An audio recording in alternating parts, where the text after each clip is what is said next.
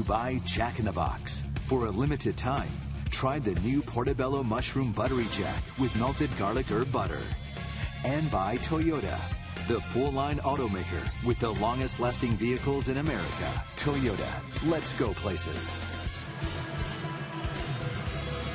All right, back here in Denver is the Rockies, just in time to check them out taking the field. Here's our game time weather presented by the Santa Cruz Beach Boardwalk. Get to the beach. The admission-free boardwalk is now open daily.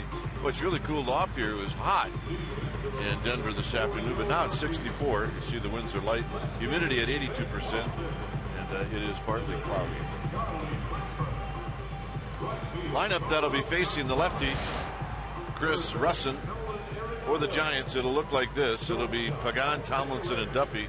Buster Posey, he's red hot. He had a great offensive series in L.A., and now he's in Coors Field where he lights things up here as well. Bird, Sanchez, and Perez. Crawford not ready yet, so it's Adrianza and then Vogelsong. On the hill tonight for the Colorado Rockies is Chris Russin. Russin, 6'2", 195-pounder. He's 28 years of age in his second year at the big league level. This is what he has done this year. 18 games, 16 of which he has started. He's 4-7 with a 4.94 ERA. And what you're going to get from Russin is he's got 4 pitches. His fastball will be low 90s, high 80s, depending on the grip. They'll give you a curveball, slider, changeup, the basic 4. And he'll mix it up too. I mean, he'll throw all of his pitches. He's got a little bit of a crossover step in his delivery, but he's a guy who has great command with all his stuff, and that's what he has to rely upon. He has to mix speeds and location and movement. Let's take a look at the defense that the Rockies will employ tonight behind Russin. It'll be Paulson, Blackman, and Gonzalez. That's your outfield. The best arm is in right field with Gonzalez, and it is a real good one. Jose Reyes, first time the Giants are going to get a chance to see Reyes in a Rockies uniform. He'll be joined by Arenado on the left side of the infield, LeMahieu and Rosario on the right side. Nick Hundley, the veteran catcher, he'll be in the squad, putting down the signs.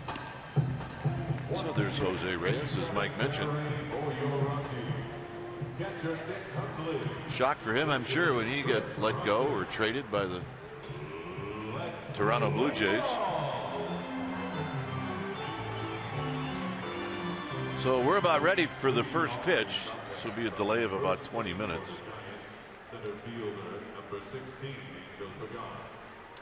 So Pagan's going to lead it off.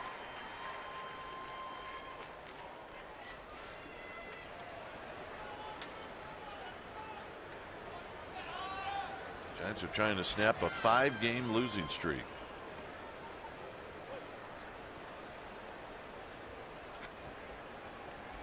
So here's the first pitch of the ball game, and it's a called strike. 7:01.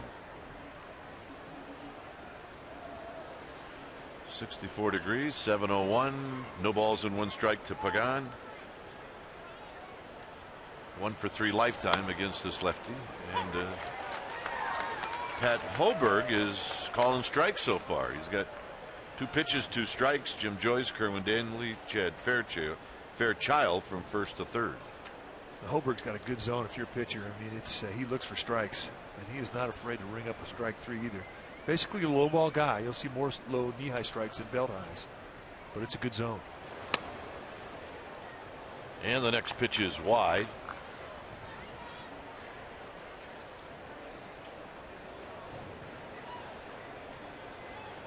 Tomlinson on deck. Pagan went 2 for 8 in that Dodger series. He came back just in time to face Greinke and Kershaw. How about that? Well, he was pushing hard to get back and be able to play in those games, and I thought he played well. His at-bats were good. Defensively, he looked like a different player than he looked prior to going on the disabled list. So the way that he played in L.A. leads you to believe that his legs are finally feeling pretty good.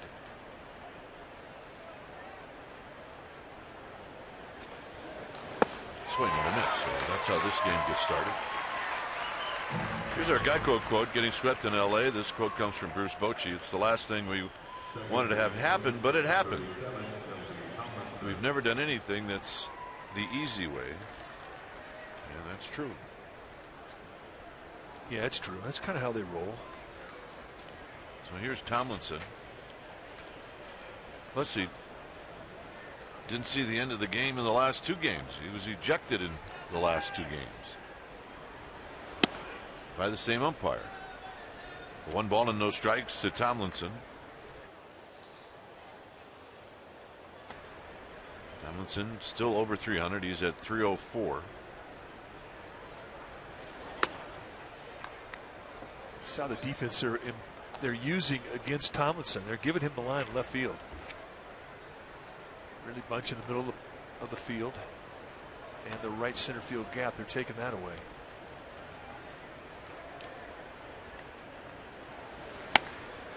There's a called strike. Tomlinson had 1 hit in 8 at-bats in that series in Los Angeles. Dodgers, by the way, will play tonight in San Diego.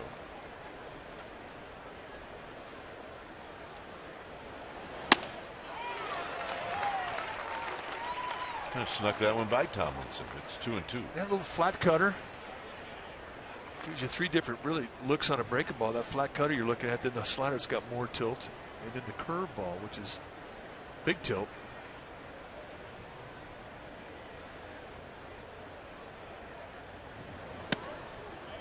So a full count now to Tomlinson with Matt Duffy to follow. Giants got in around 3 o'clock in the morning. In bed by 4:15, unless you hit the town like we did. Oh yeah.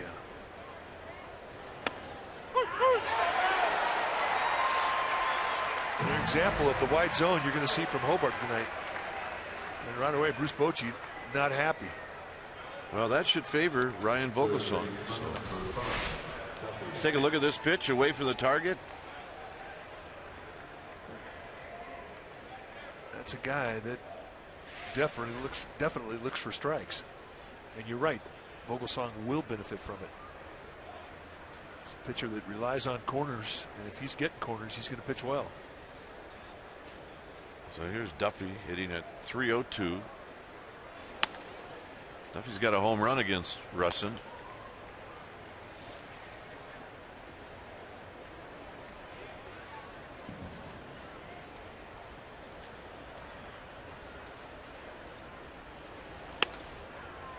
And a called strike. Russin's got a good feel of his breaking balls right now. Inside corner, backdoor in that outside corner. Moving the ball around.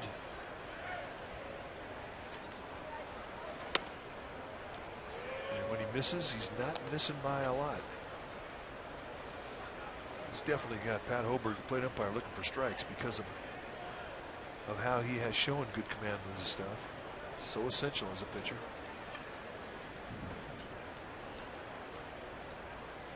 Two-one pitch, hit to left, and Paulson is there, and that'll end the inning. Vogelsong coming out. It's 0-0.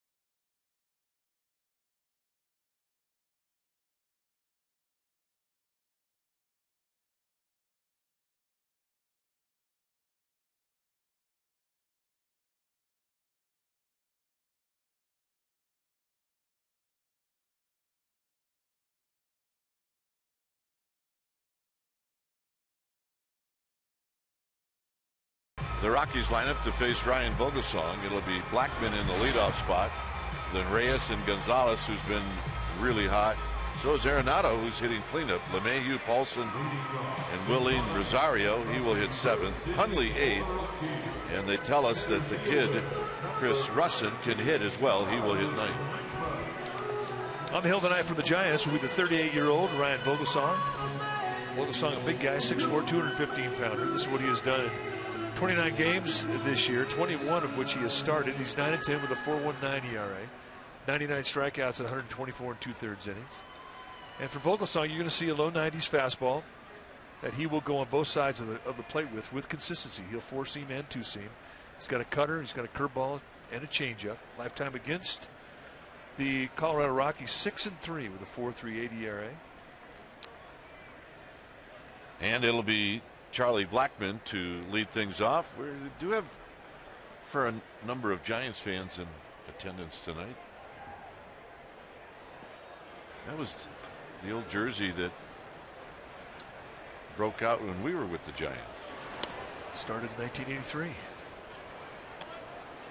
We loved that uni. That was a good one. It was a big G, big S. Prior to 1983's jersey, that's the logo they had. So Vogelsong, 2 balls, no strikes. So Vogelsong now's got to get into the strike zone. See the numbers lifetime for Charlie Blackmon.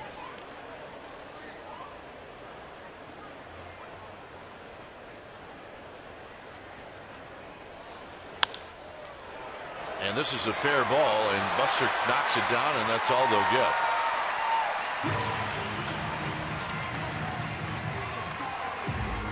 Let's take a look at that defense playing behind Vogelsong tonight. Starting in the Giants outfield from left to right, it'll be Perez, Pagan, and Bird. The best arm in left field with Perez.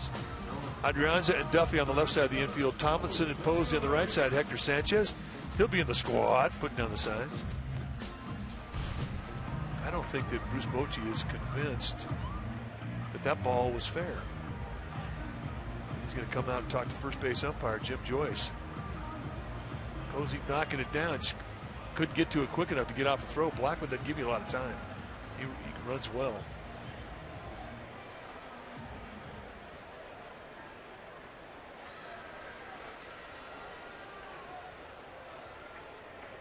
It doesn't have to land in fair territory. If it bounces in front of the bag in fair territory, it can go over the bag and then go into foul territory, and it can be ruled a fair ball.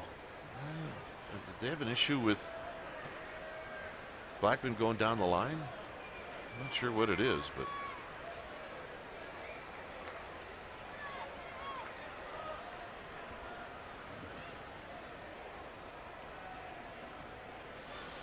fair or foul ball on the info, that is not a reviewable play. So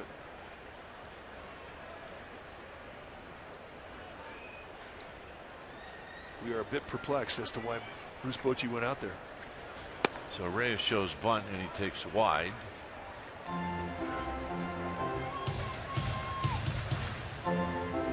Reyes hitting at 274. He's got 3 home runs, 12 driven in. These are the numbers, the combined numbers between Colorado and Toronto.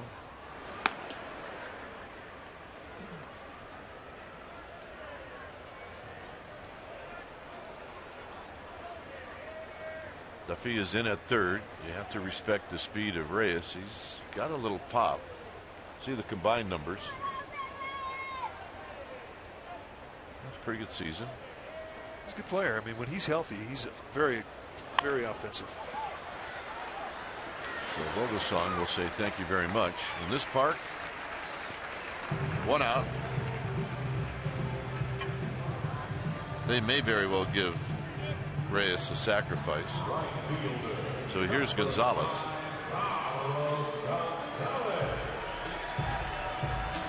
Well, I think that's why guys do it. They've got nothing to lose. If you get a hit, great. If you don't, that's great. Doesn't go against your average, you move your runner up. But giving up outs even productive ones early in a ball game in this ballpark, as offensive as this team is a bit odd. And the point you make about thank you very much, that is the mindset of Ryan Vogelsong. 33 big flies, 80 driven in for Gonzalez.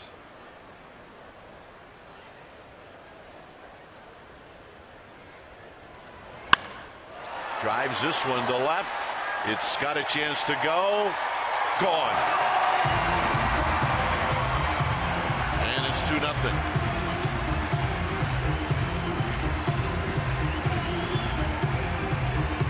It's only the second hit for Gonzalez in 18 at-bats off of Vogelsong. Well, since June 1st, he's now hit 30 home runs. And that leads Major League Baseball. And that's 68 RBIs in that span. I mean, this guy has just absolutely lit it up. And here, way off the plate, diving into a fastball and taking it out the opposite way. Wow, is he hot. So here's Arenado.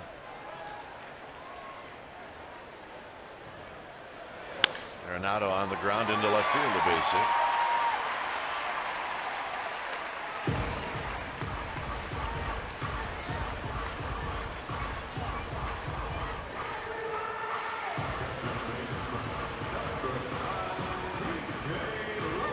Arenado, another guy who's just had an unbelievable breakout year.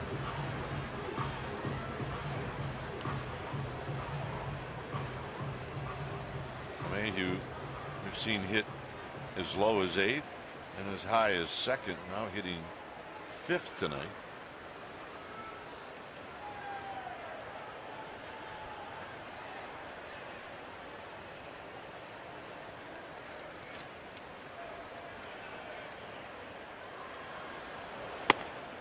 And a call strike, and it's 0-1. Mayhew 3 for 14 lifetime against Ryan Vogelsong.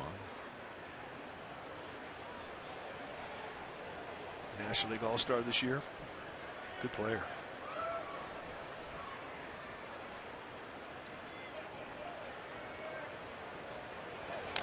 Foul back. High fastball. It's now 0-2. A lot of pitchers like to go right on the hands. So the Mayhew, he's a tall hitter, 6'5". Guys 6'5" always have that target inside at the belt just because they have longer arms. That last pitch by Vogelsong, perfect. Arenado not likely to steal. He's only got 1 on the year. There's a curveball, 1-2.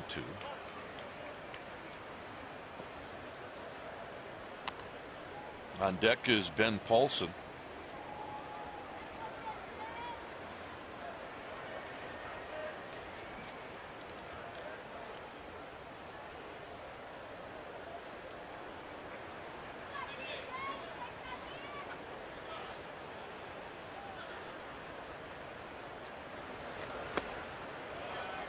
Two and two. Just sort of teasing him with little breaking balls off the plate.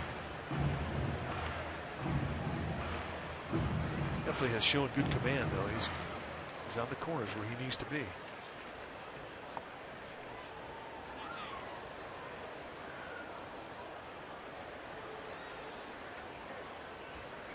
Two and two. Arenado at first. And a base hit to right field.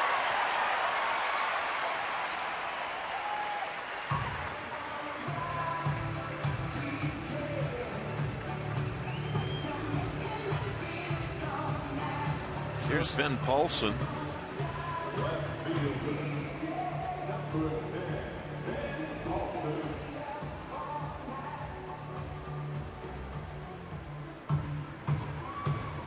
So Sanchez out to have a word with Vogelsong. Maybe not a word at all. 4 hits in the inning.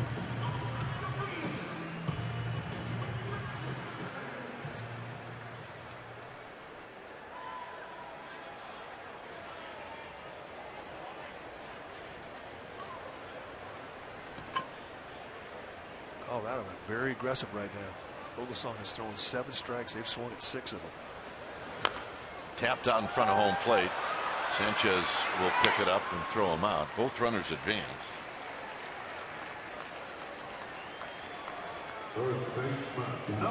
And here's William Rosario. Well, Rosario's got a little bit of ownage, at least power ownage on Vogelsong. He's 5 for 14, but 3 of the 5 hits have left the park. And he likes to swing it. Rosario has 186 at bats so far this year. He's walked 4 times. And those are stats that pitchers look at. You get a guy out there you don't think you have to throw a strike to, you don't. Inside corner strike, and it's 0-1. The thing about Rosario that we've seen over the years is he likes the ball up. Good mistake hitter. And those are the numbers Dwayne's talking about. 5 hits, 3 have left the yard.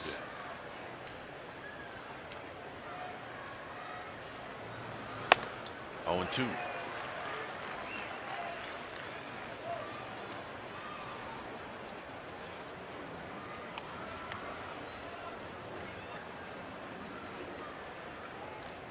Gonzalez, a 2-run home run here in the first, if you just joined us. Opposite field. And the high fastball makes it 1-2.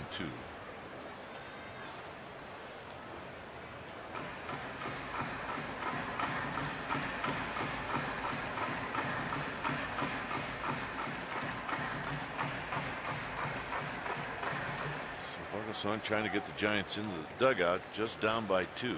It's 1-2 to William Rosario. In the dirt, nice block. 2 balls, 2 strikes. Above the strike zone, down below the strike zone. Rosario, he'll chase. But if you get in that strike zone, especially between the belt and the letters on his chest, he will hurt you.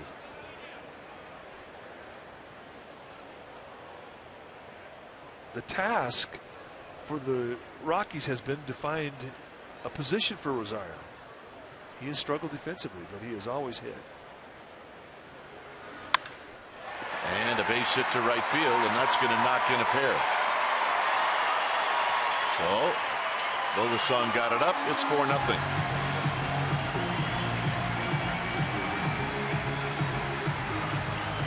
And that's why Rosario has always been a threat, because he can use the whole field and has a breaking ball on the outside part of the plate, and he just throws it to right field.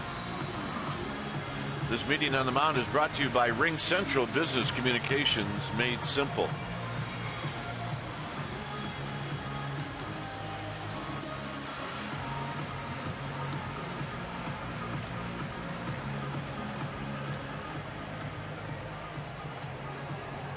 So he had 2 strikes on Rosario, and he could not put him away. So the conversation for Righetti is probably a simple one. Keep making good pitches, get the ball down, pick quality location, that's your key. And this is Coors Field. Don't get down, being down 4-0, because our team's going to score.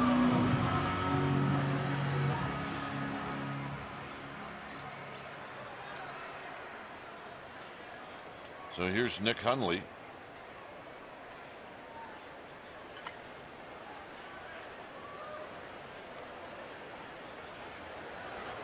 And a strike to Hundley, and it's 0-1. Hundley hitting over 300. He got 10 home runs, 43 runs batted in.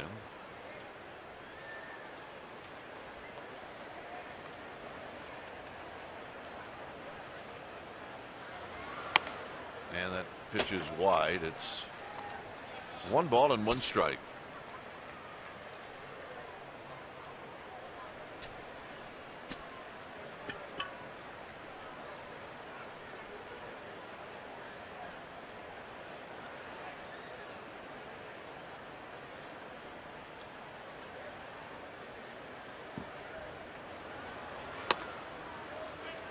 Just a bit outside.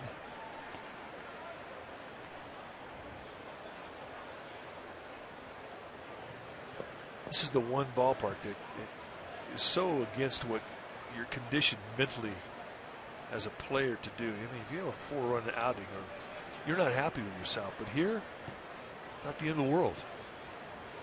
And that's lifted into the upper deck. Yeah, you got a lot of time to come back. You just can't let the opposition keep putting crooked numbers up. You just have to have a little amnesia. You have to forget about it and keep making pitches. Good ones.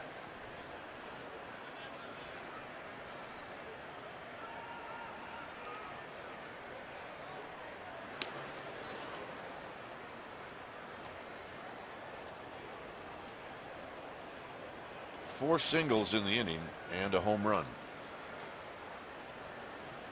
So Hundley steps out.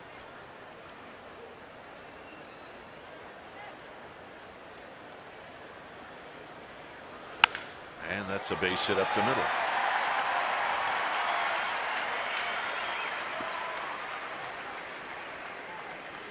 And that'll bring up Russin.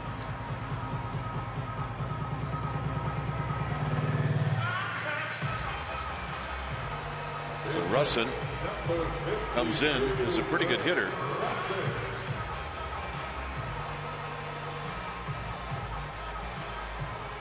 He's 8 for 34 with a home run and 4 runs batted in.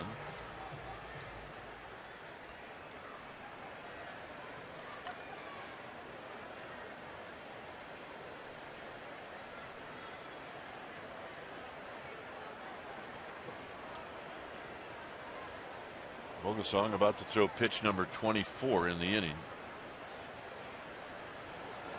And a swing and a miss. Good first pitch breaking ball. Bogasong knows the reputation of Russin.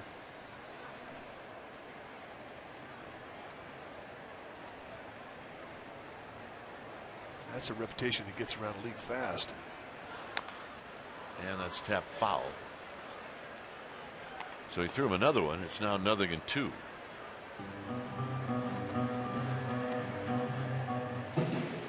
There's some activity now in the Giants bullpen.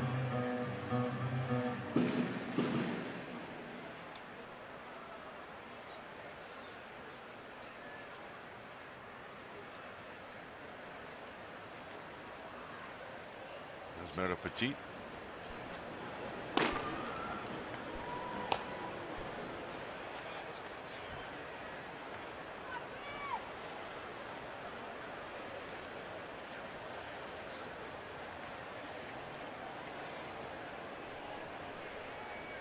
Four runs on 6 hits here in the first inning.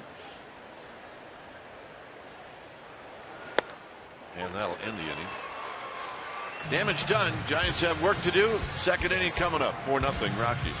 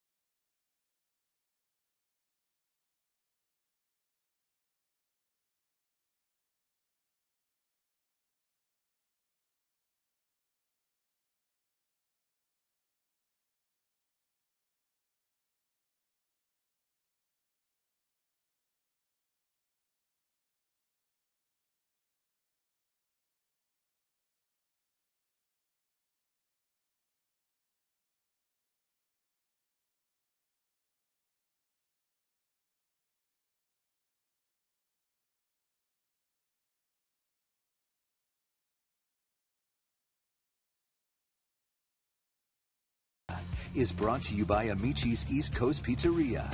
When you want the best pizza in town, Amici's delivers. Well, still tickets remaining for the University of San Francisco night at AT&T Park. It's on September 14th. The event ticket is going to get you a Giants cap in USF colors and a ticket to the Giants and Reds game. sfgiants.com/special events. Don't get down. Don't get down. Have a cold one. Have a cold one. You're here at Coors Field. It's kind of have a cold one. Prerequisite. We did. I know there's some concern. No, we thought about it. We thought about it. We're not allowed. Only on Harry Carey Day. It's once a year. On his birthday, you let her rip. Someone said he had a birthday every month during the season.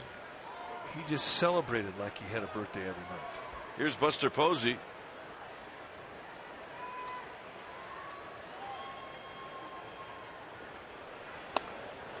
First pitch strike.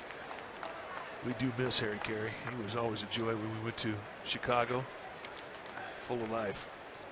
And his birthday is March 1st.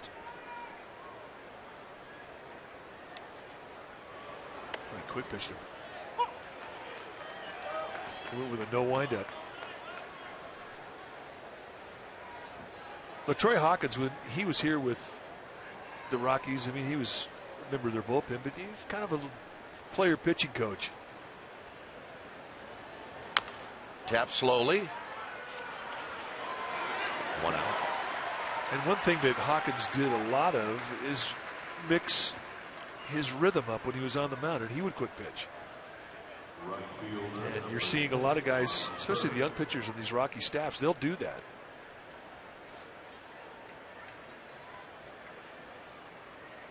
Anything you can do to upset the timing of a hitter, I mean, it's a good idea. Especially if you have outstanding command like Russin has. So here's Bird.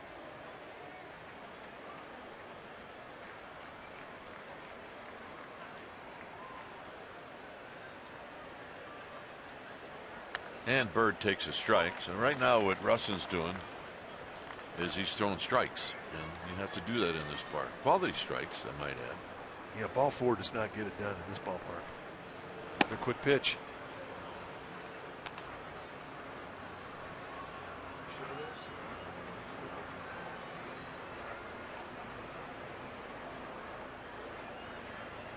Another quick pitch. Hit into center field. On the move is Blackman. Still on the move. And it's been a theme for the last month or so. A lot of balls hit to the wall on the road. Warning track power. Nothing more frustrating. Now here's the quick pitch. Just come at you. It's not like you're trying to really pinpoint a corner strike. It's just break up the rhythm and try and surprise a hitter. Get him off that back leg. Here's Hector Sanchez.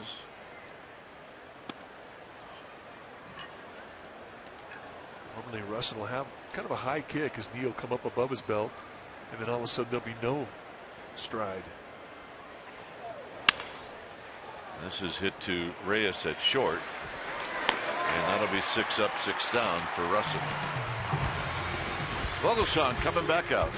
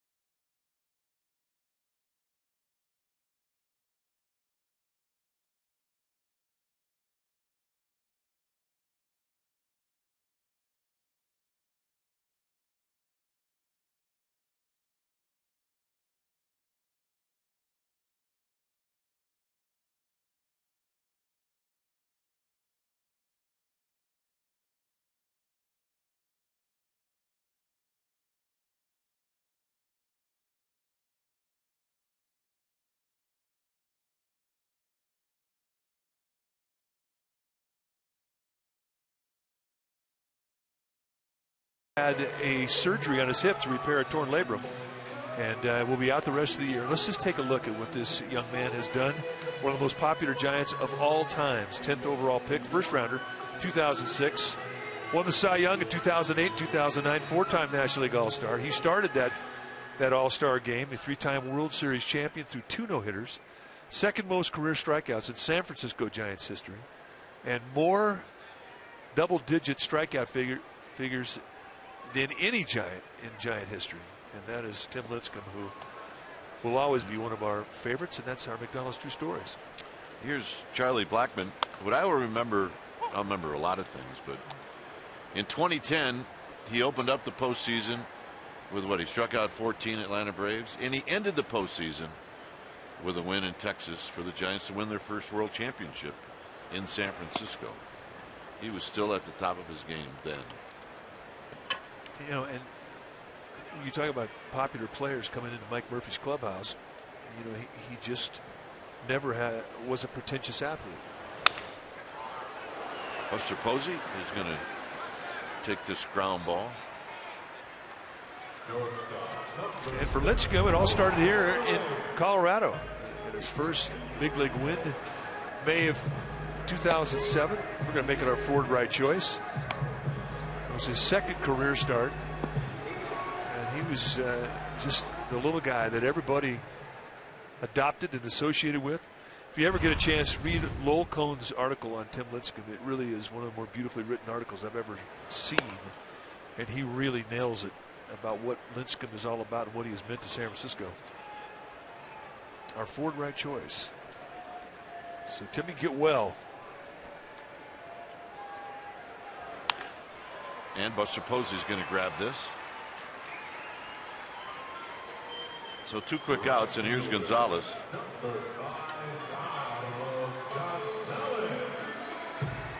And that guy right there, Dave Righetti,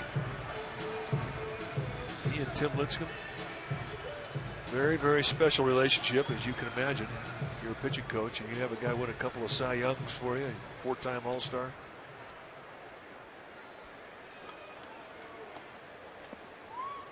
Gonzalez, an opposite field home run. And here he takes one in the dirt.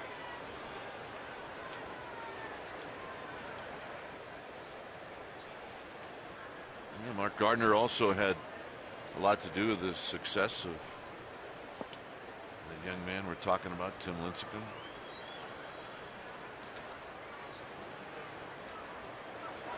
Swing and a miss. 1 ball and 1 strike. You got to remember, Lincecum bridged the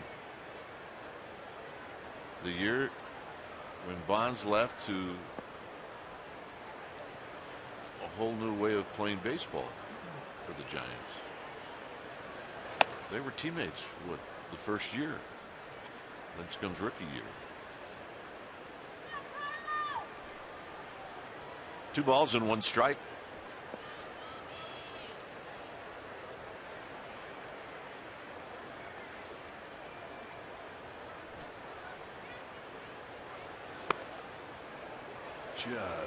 Just a bit outside.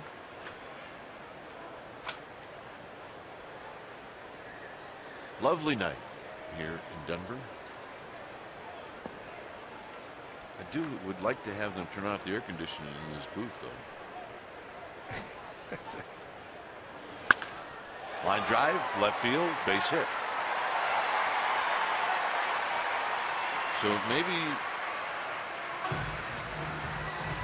just have to avoid that guy. This was his home run in the first inning. Well, pitch out over the plate. You can see just how far off the plate he is. But he really has got an idea of the strike zone. And when he's going good, he's using left field. And as evidenced by his first 2 at-bats tonight, he is using left field. Lead the National League in home runs. He and Nolan Arenado, pretty good 1-2 punch. Here's Arenado. Cooled off for a while, but that was not when the Giants were around. He takes high, 1-0. No, we have not seen him had a bad game or a bad at bat. Never. I saw one day where he made 2 errors in one game. Well, come on. That does not happen. Not against the Giants. Good player. Gold Glover, All-Star.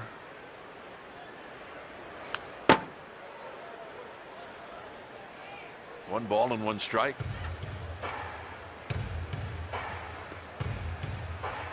Arenado's brother is in the Giants organization. Jonah Arenado. Had a good season this year at the A-ball level. Gonzalez at second with 2 outs. This is popped out into right field for Bird. And that's going to end the inning. No runs, a hit, 1 left. Bottom of the order coming up for the Giants. It's 4-0.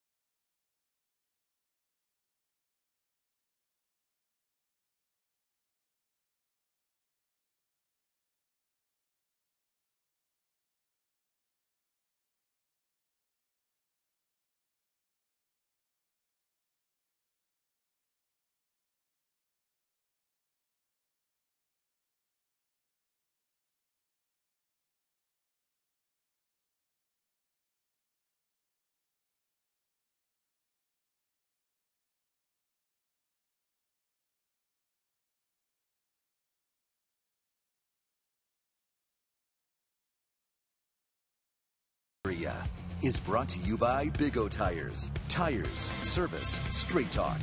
Big O Tires, the team you trust. Well, the Padres come to town for a weekend series. It'll be the next homestand. Giants come back to San Francisco September 11th through the 13th. Orange Friday, September 11th. Saturday, a 6:05 start. Reminder to come out early to enjoy live music at the annual Fiesta Gigantes presented by Coors Light. And on Sunday, a 1:05 start. sfgiants.com/tickets. Get your tickets. And Perez takes wide. 1 ball and no strikes. 4-0. Rockies. Inning number 3. Giants have not had a base runner. 2-0. Well, that's all about to change, big boy. Yeah. Adrianza and then Vogelsong here on a Thursday night in September. 3-0.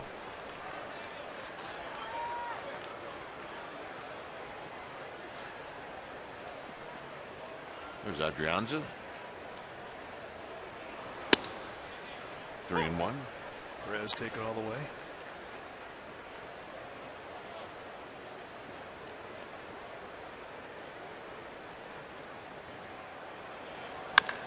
Drive to left, and it's going to be over the head of Paulson. And the Giants do indeed pick up their first hit, and it may very well be a triple, but Perez fell down. Reyes got the cutoff and heard the swell of the crowd noise, and he instinctively thought third base. He didn't know that Perez had rounded second and fallen down. But a nice 3-1 at bat, beating a slider down and in. Just raked it over the head of Paulson. And here's where he falls down, and it's like, whoa, I got to get back. He would be the last guy I would think would fall down. Yep. Maybe Affelt if he was here. Well, Yeah, I hope he's watching. He is. I know he is. I just got a text from him. That was for you, Jeremy. We miss you. Here's Adrianza.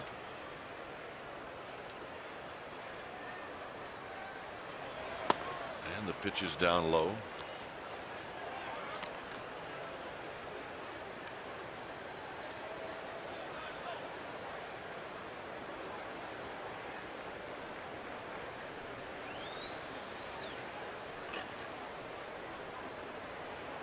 One ball and no strikes. Tap foul.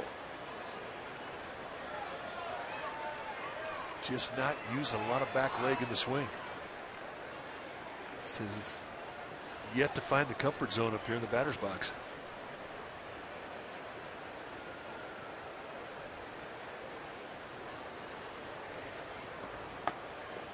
So it's 1-1 to Adrianza.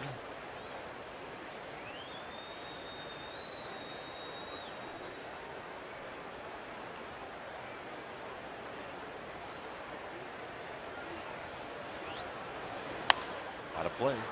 1-2. I'm going to come out and talk with Russ and say, hey, it's a breaking ball. I wanted that thing down and in at his back foot. You left that thing up the other side of the plate and up. So let's go. Concentrate to my glove. Conversations between old catchers and young pitchers are always pretty to the point. And they have a great ability to pat in the back or kick in the butt, depending on the mood or the situation. Did you hear back from Affel? Well, if you want to read it, you can.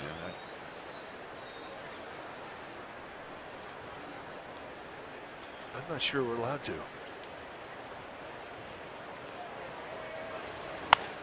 Hit on the ground slowly. Arenado got him.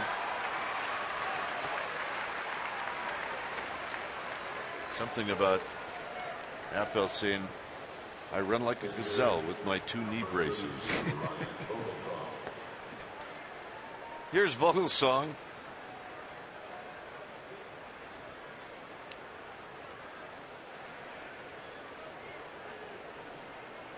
Vogelsong is 4 for 34.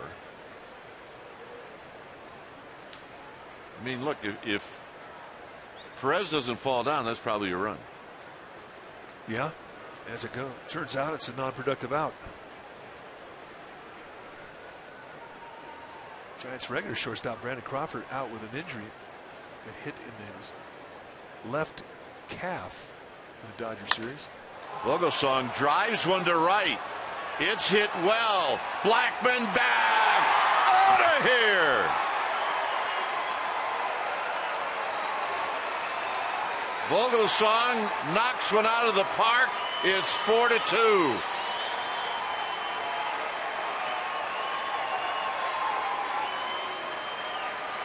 Saw that coming. Absolutely. You called it between innings. See if do you think he'll smile? No. Not even with his first big league home run.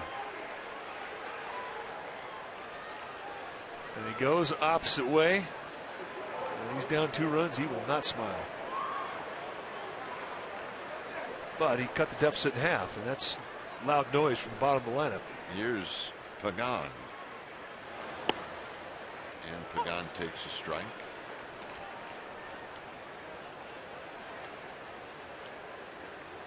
Well, that's the spot to go if you're going to go.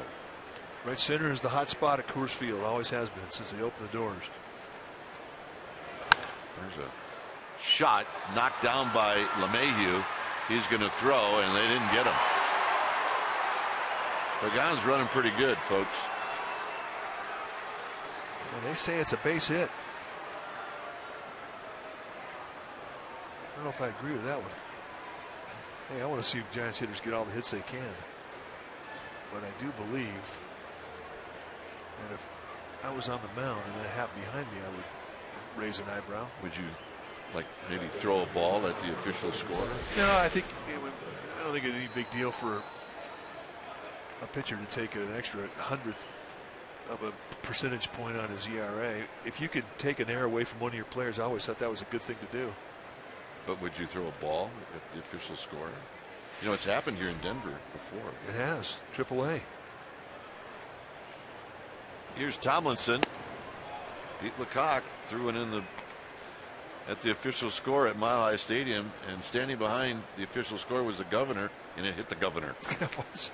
So people were saying, well, gee, was he throwing it at the official scorer who had ruled a ball that he had hit an error instead of a base hit? Or was he politically against the governor? Tomlinson digs one out. He's got a base hit. All right, you know what? This is Jeremy Affel's going to enjoy this one. Backspin, baby. A pitch up and away, and he goes with it to right field. I mean, that's the beauty of this swing. I think, Mike, he's jogging like he knew he got it. It's a good trot. It is a good trot. First time he's ever had a chance to take it at the big league level. And for a 38-year-old pitcher, I think that trot means a little something extra. Nice going. And we that went into the Rockies bullpen, right? I mean, they need to get that ball. Oh yeah, they'll get that ball. I mean, that's a big swing of the bat in this game. Down 4. Absolutely. It was the wake-up call for the Giants dugout. So now you got the beef coming up, although it may not look like the beef with Duffy, but it is the beef. Well, he's just not a beefy guy. No, but it's the beef. Oh, he's definitely the beef. He lined out to left field in the first.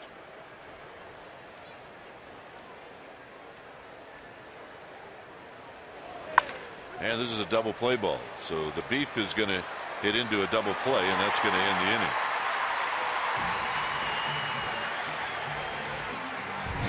Vogelsong goes right center field. It's bye-bye baby.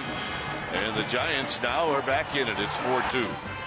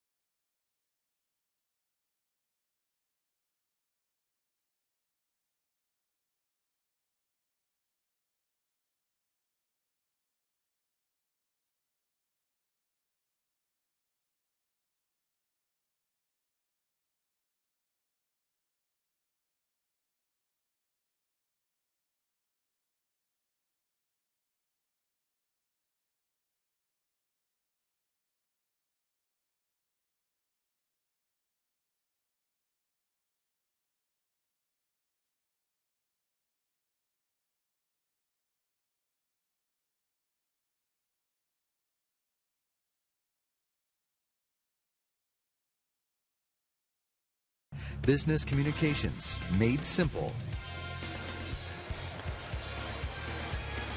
4-2 Rockies here at the bottom of the third.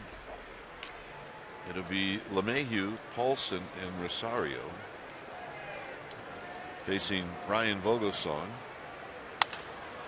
And there's a base hit to right field. Hey, it's Coors Field. Great place to hit.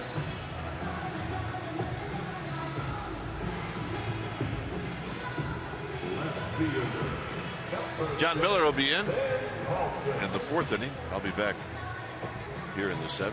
Dave Fleming is out somewhere doing something. Lee Jones not paying any attention.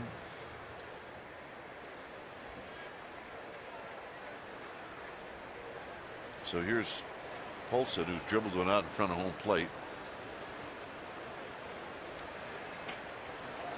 And he takes a strike, and it's 0-1. Dave will be gone tomorrow night, but he'll be back on Saturday. Seen a lot of good opposite field hitting tonight from the Rockies. I think that may be their approach as to how they're trying to get after Vogelsong.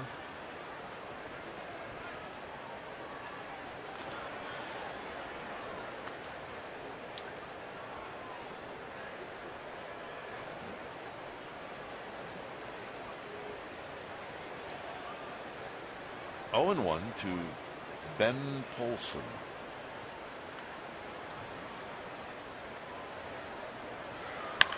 On the ground, Duffy. Duffy throws it into right field. And going to third is LeMahieu. And that'll be an error on Duffy. That is what cannot happen in this ballpark. Innings will go on forever. Yeah, walks and errors. I mean, they really set up a crooked number in an inning. Nice play here. And it really throws it wide of Tomlinson, who tries to come back for it, but he never had a chance.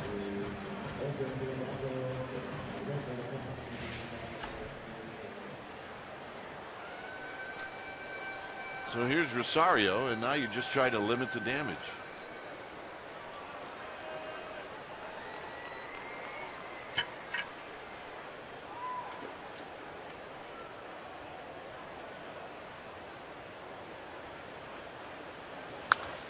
Fouled out of play as he takes his hacks, as you figured he would. It's 0-1. A healthy swing.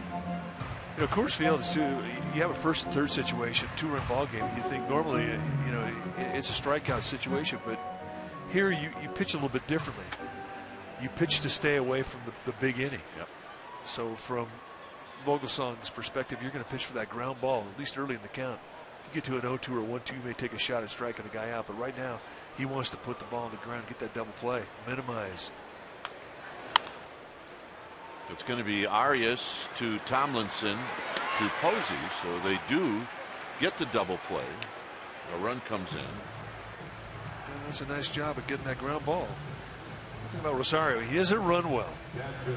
So even though that ball was not hit sharply, they were going to have a good chance to turn it if they had a good exchange, and they did. So I believe I said Arias Adrianza with the play. Just thinking about you, Joaquin. That'd be.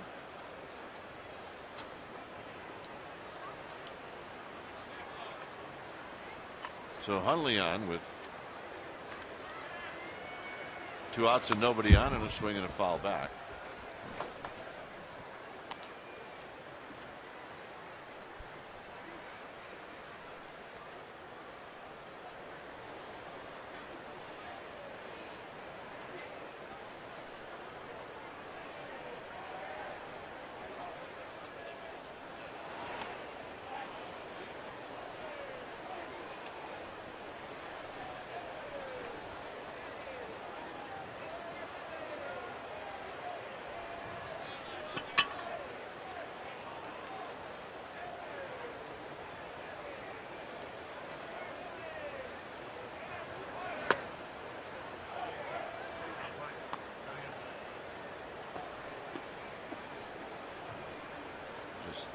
Getting some jackets from Brad Grems from the Giants clubhouse,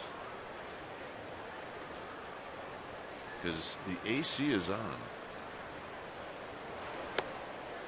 Pretty good pitch. It's now 2-2.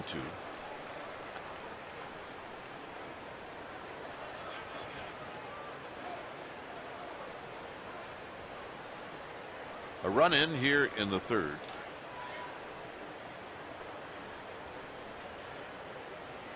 Vogelsong done a good job of limiting the damage, pitching through an error, and that's foul back. Well, it is Denver, and it can be 90 during the day, but you can see 55-degree nights. But what you don't figure on when you try to gauge what to wear is air conditioning. That's the X factor. Yeah.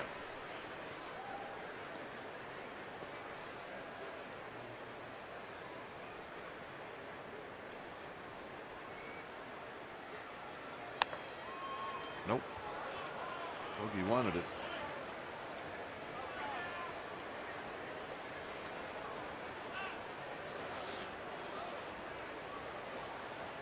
So it's 3 balls and 2 strikes.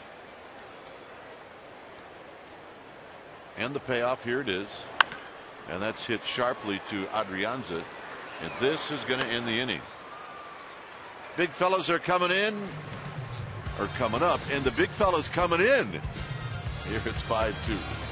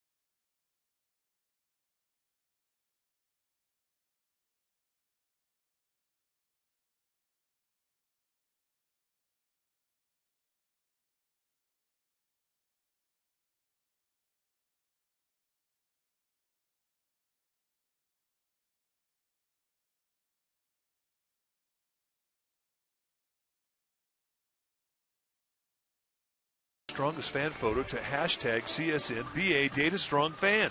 And you just might see yourself in an upcoming broadcast brought to you by T-Mobile. And this is Thomas Sanchez.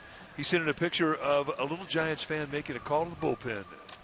Send in Romo. And that's our T-Mobile fan photo. Here we are in the top of the 4th inning, 5-2 Rockies. Here to tell you all about it, John Miller. Now that's not the way you would have depicted a call to the bullpen for most of the history of the game.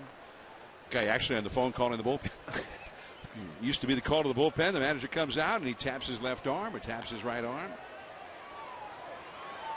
At least he wasn't texting to the bullpen. I wonder if anybody's ever done that. Texted? Yeah. Why not? I mean, there have been instances where phones have broken down between bullpens and dugouts. Why wouldn't you go to your cell phone? Just have the cell phone available. Text him. Buster Posey leads off. He bounced back to Russ in his first time. Steelers fan here tonight. Change up for a strike to Buster Posey. Another quick pitch delivery. There's the phone of the bullpen. Direct line.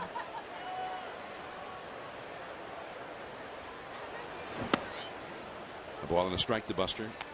Buster, who had 8 hits in the 3 games in L.A.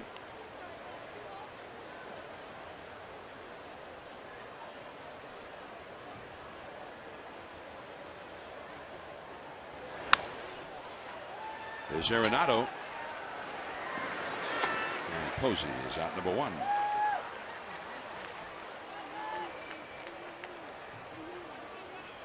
Giants are 2 runs in the game. And not any more RBIs from Marlon Byrd or Buster Posey's doing. The Giants' 2 runs were knocked in by Ryan Vogelsong, whose home run 391 feet according to the StatCast on the MLB app.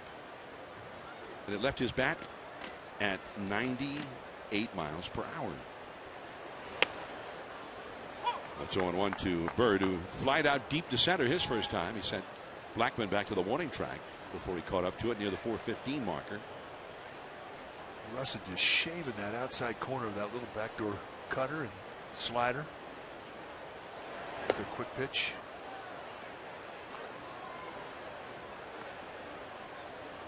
So Russin, I mean, he hadn't been around long. He's only in his second year at the big league level, but I mean, you could put crafty left-hander in his resume. I mean, that's what he is. Reyes at short. And Bird, who is hustling up the line, thrown out, 2 down. You're going to describe Russin? Crafty. Well, and his former teammate, who went to Toronto in the deal that sent Tulowitzki there and Reyes here, among others. But LaTroy Hawkins went to Toronto in that deal, and LaTroy Hawkins was noted for some interesting quick pitch techniques. And that he may have taught a few of those to Russin, who looks to be an eager pupil for that kind of info. Well, you know, we talked a little bit about it earlier in the broadcast about how Hawkins was more like a pitcher coach when he was here in Denver. And really, I mean, you could say the same thing now with him in Toronto. Guy's been in the big leagues for 20 years as a pitcher. He's going to have some things to pass on. And it doesn't always have to be the pitch speed that upsets the tempo of a hitter. You could do it with your motion. Okay, back caught the outside corner. And the count is 1-2 to Hector Sanchez, who grounded out to short his first time. But I like the point you bring up about LaTroy Hawkins, because we see everywhere he goes, whatever team he's on, and he's been on about 10 teams. When he leaves, you see guys in the bullpen or on that staff, they do start quick pitching. They do adjust some of the things in their motion just to try and catch the eye of a hitter, just to upset his timing a bit. Totally makes sense. And it really is a very old school approach, but it works. Here's this quick pitch again. Reyes. And the Giants go down in order. Second inning in this game of the 4, 5, 6 hitters have gone down in order against Russin.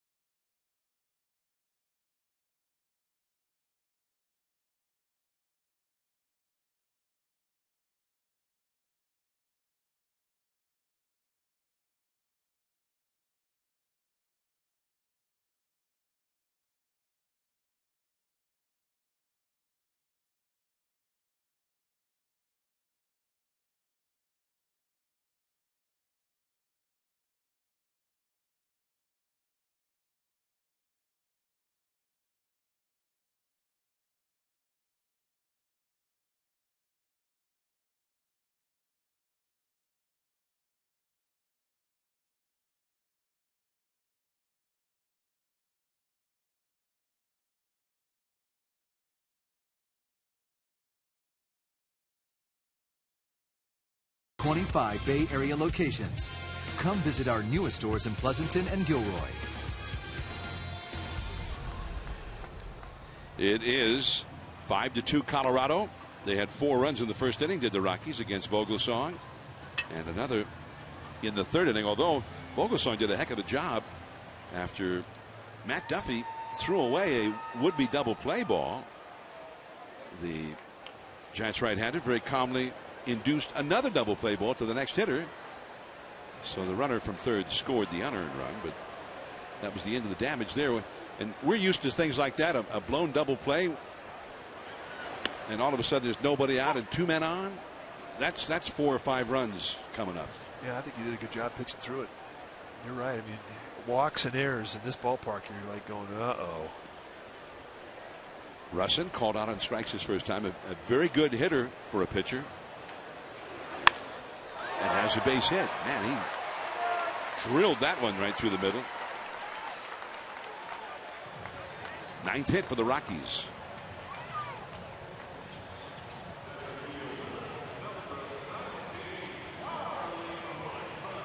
Well, the Rockies in this ballpark, it is a great place to hit. Everybody knows that. The Rockies' team batting average here is .302. It's like their whole team is going for the batting title when they play at home.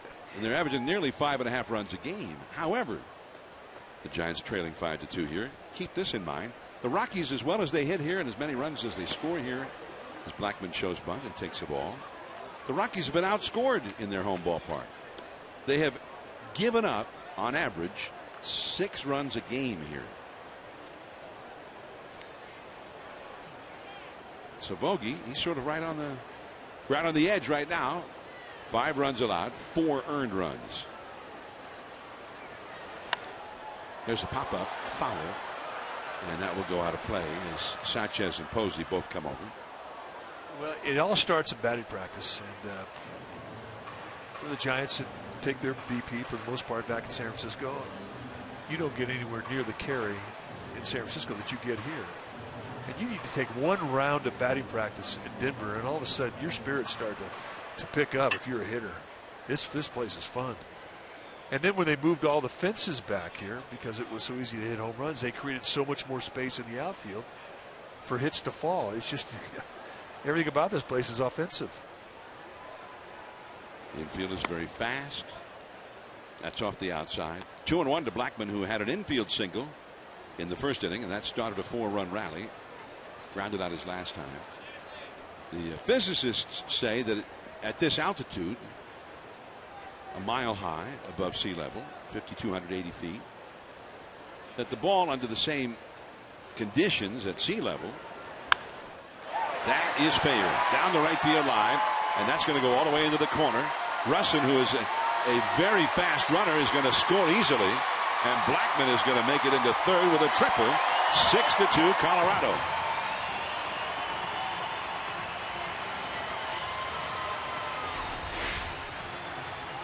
He set the target on the outside corner. They want to backdoor this breaking ball, and it goes middle in. And Charlie Blackman says, "Thank you very much." Rakes it down the corner, and as far off the line as Marlon Byrd was playing, he was favoring the gap in right center. Blackman totally hits it away from the defense, and with his speed, that's going to be a 3-bagger. So again, Dave Righetti makes the trek out to the mound. That's 8 triples this year for Blackman. We're going to take some time here as his bullpen gets loose. George Cantos, the right-hander, starts throwing in the bullpen. So the pitcher got it started with a single, and then Blackman just drilled one here. Cantos getting set. It's only the 4th inning. 6-2 Rockies. They've had 10 hits against Vogelsong already. So the Rockies, and they've been bunching their hits up together. You got their big hitters coming up. Here's Jose Reyes. The Giants bring the infield in. Then Carlos Gonzalez, who's red hot, on deck. And he chased 0-1. 75-mile-an-hour change up there from Vogie, and it's 0-1.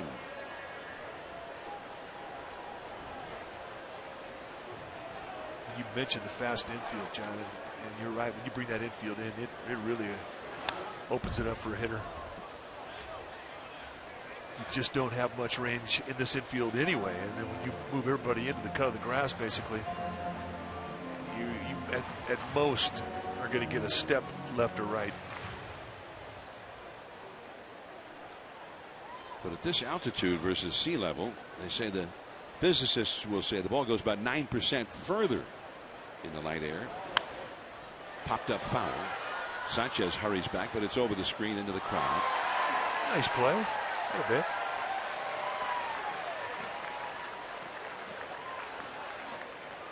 Yep, you get hugs, high fives.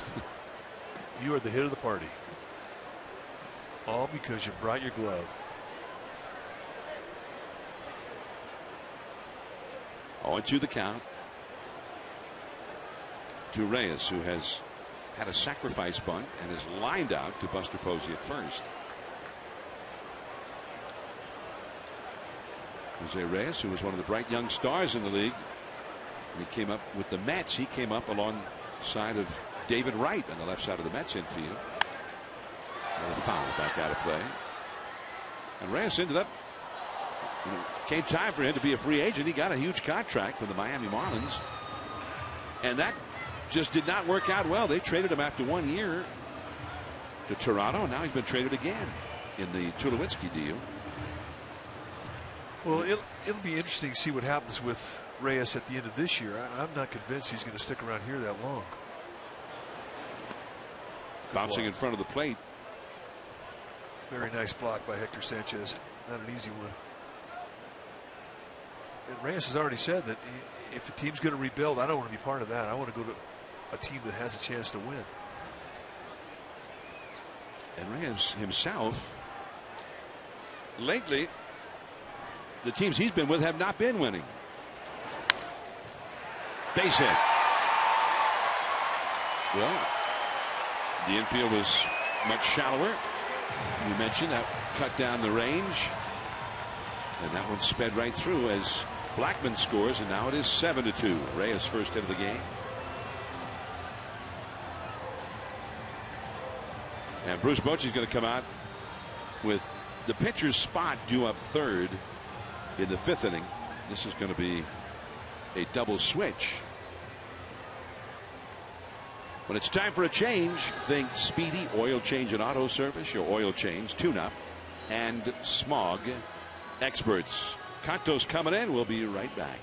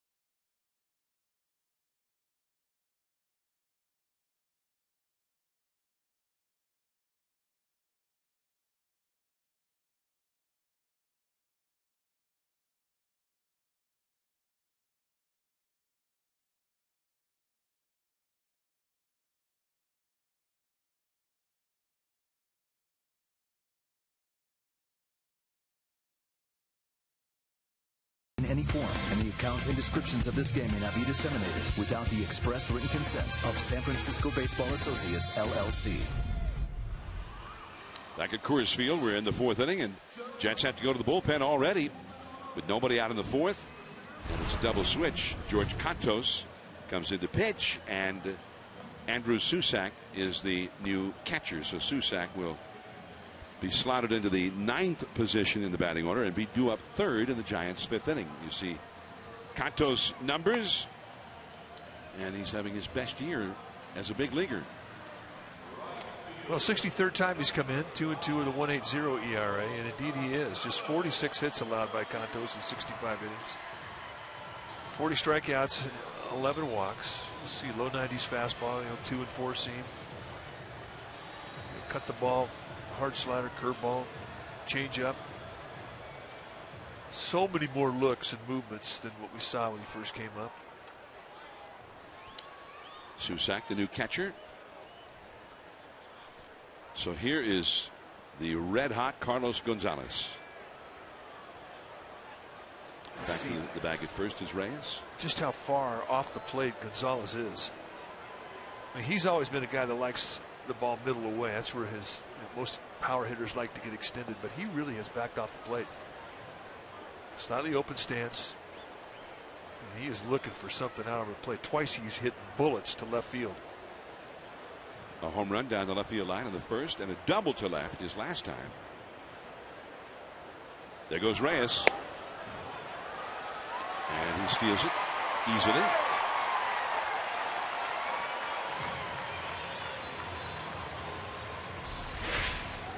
Take a look at the jump.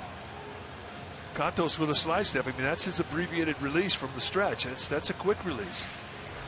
Still a big jump, and Reyes with great speed.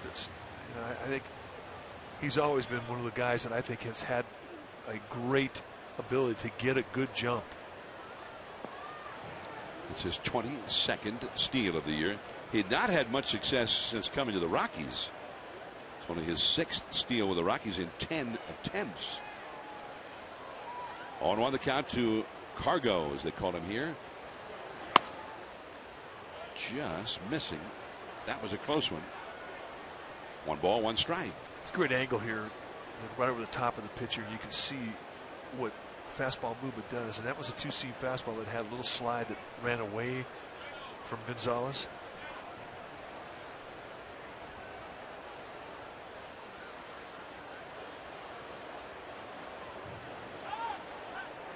Pickoff play with Adrianza covering.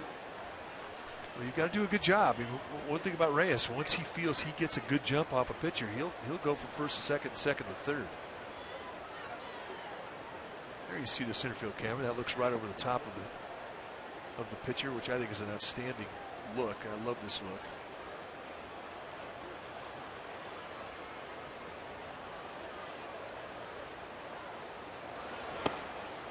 Two and 1. Again, with 2-seam movement moving away. I mean, Cantos would love to get that second strike with that movement running away from Gonzalez. Then he could throw that real hard slider that he has, which has always been a great strikeout pitch for him against righties, lefties, doesn't matter. And that's movement that would then come back into Gonzalez, but he's trying to get the second strike with movement away.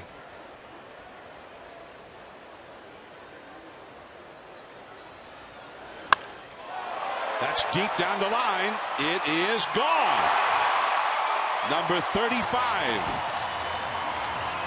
Gonzalez leading the league in home runs, and that's his 2nd of this game. 9-2, Colorado. Wow. You talk about locked in.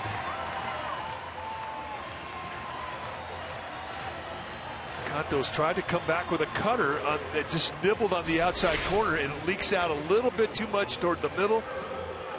And Gonzalez just hammers it. Low line drive going out of here. Oh, look out. It's a bullet.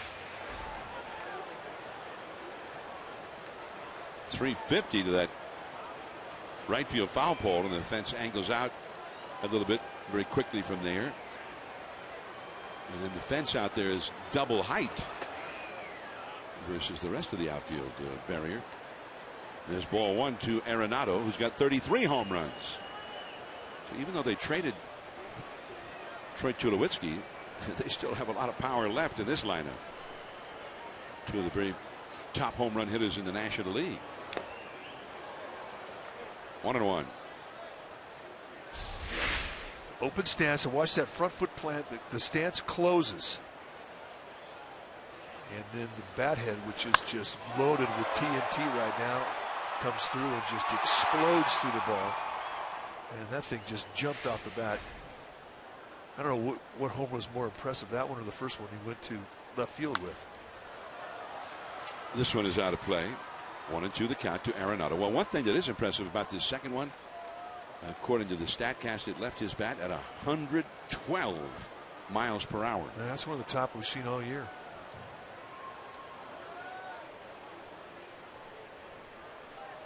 When the Giants were here earlier in the year, a couple of games in April, than that 4-game marathon with all the rain in May.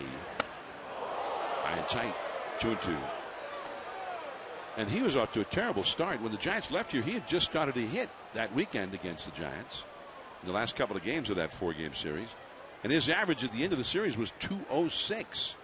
That was 42 games, a little over a quarter of the season into the year. That ball is hit well. Left center. No. Perez. Not quite. He was not tall enough to catch that one. A double for Arenado. And they're teeing off on Canto so far. Yeah, that's 5 hits in a row. They hit for the cycle. 2 singles, a double, triple, and a home run this inning.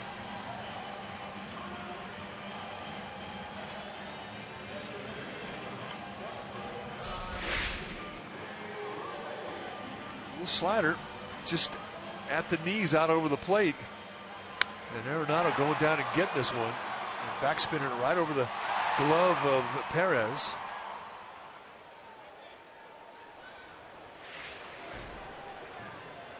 .34th double of the year for Arenado to go with his 33 home runs. That's the other thing. I mean, they're not just getting hits here. They're just clobbering the ball in this inning. LeMahieu is up. He's had 2 singles to right. And ball 1 off the inside.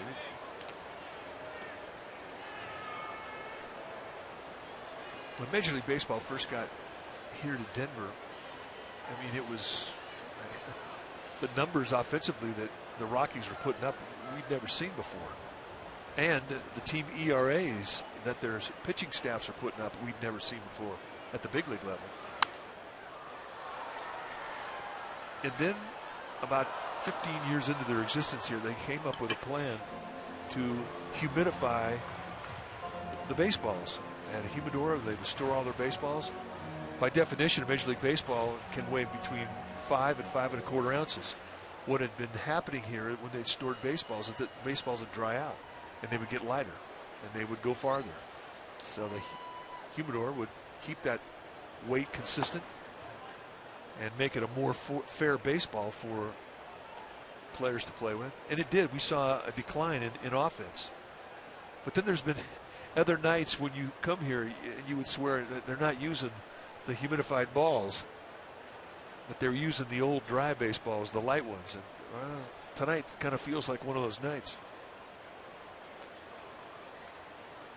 Although not so much when the Giants have been batting. There's a ball down and in, and it's 3-1 to LeMahieu. Rockies have 9 runs and 13 hits. They're batting in the 4th inning with nobody out.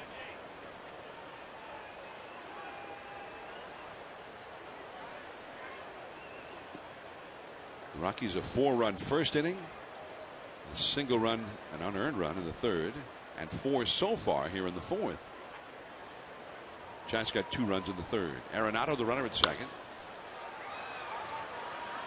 And Adrianza throws out LeMahieu. That's the first out of the inning.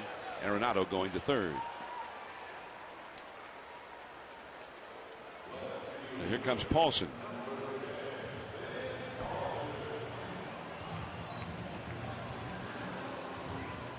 Paulson dribbled one out in front of the plate his first time and was thrown out by the catcher. And then he hit the double play ball. It was thrown into right field by Matt Duffy. That was back in the 3rd. It ultimately only resulted in the 1 unearned run for the Rockies. Giants infield comes in halfway with the runner at 3rd. And ball 1. Rockies with 13 hits. And everybody, including the pitcher, has at least one of them except for Paulson.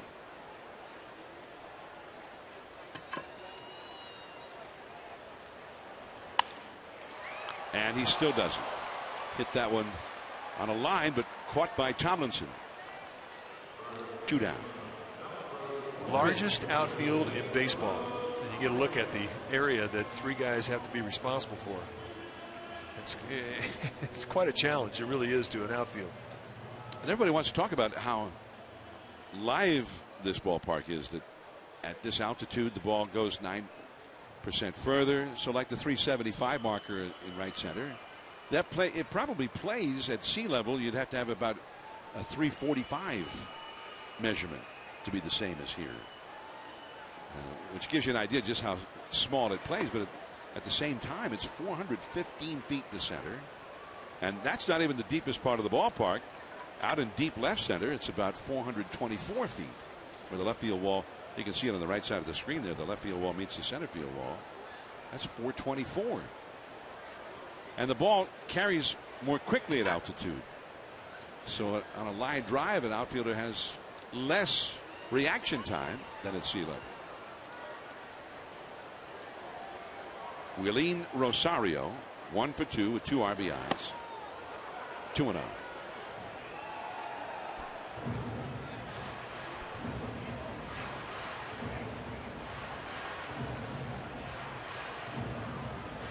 Arenado, the runner at third. Rosario with 2 down in the first inning. He fell behind in the count 0-2. The score was 2-0. And then after a battle, he got a 2-run single to make it a 4-0 game.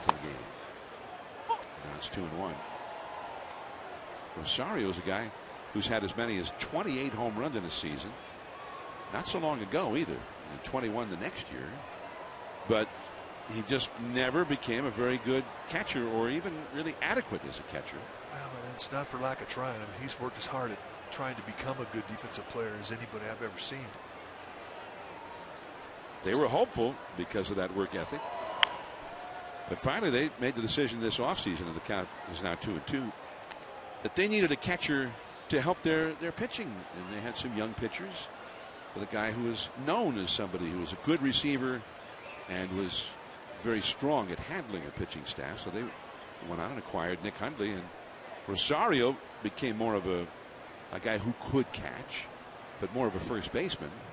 And then when he wasn't hitting either, he got sent back to the minor leagues for a good while this year. I think this guy's a born DH. Eventually, I think he'll find his way to the American League because he is a good offensive player.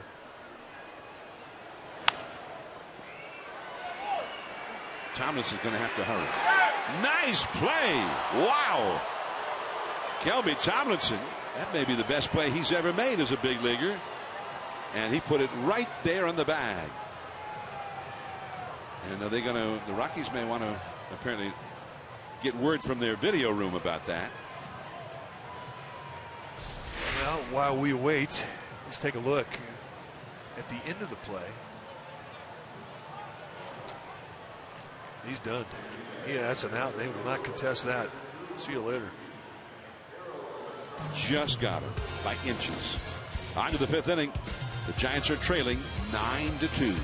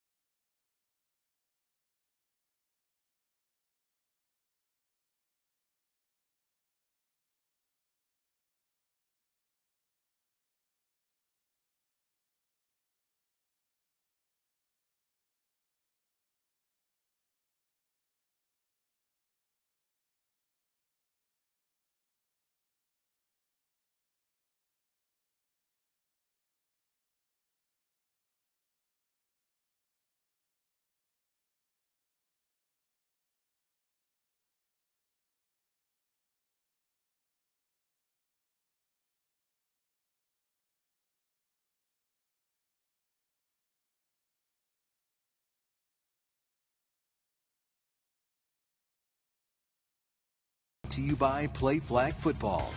Register your child today at playflagfootball.com. From Coors Field, it's 9-2 Rockies. And really the only good thing for the Giants to talk about right now is that it's only the 5th inning and it's Coors Field.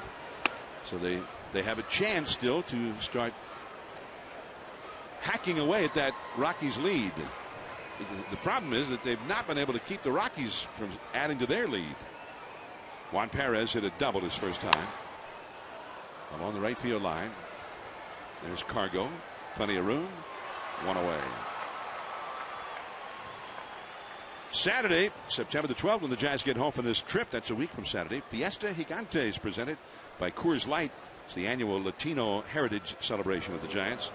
And there'll be a free pregame event from 3 until 6 that day on Terry Francois Boulevard across from the ballpark. There'll be live music, entertainment, food, sponsor tents, musical acts, Rocio y Su Sonora, and Suenatron. And stop by the Coors Light Beer Garden as well. For more information, sfgiants.com/Fiesta Gigantes.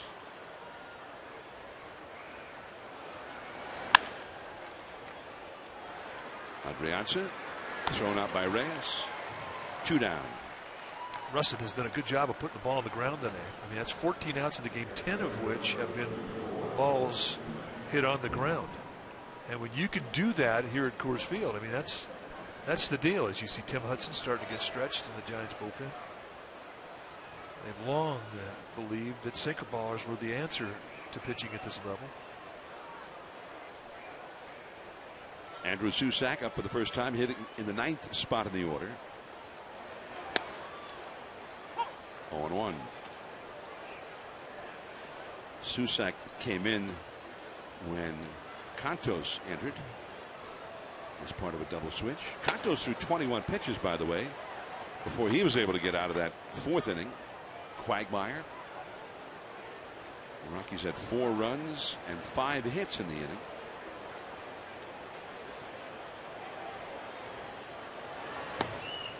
Another quick pitch.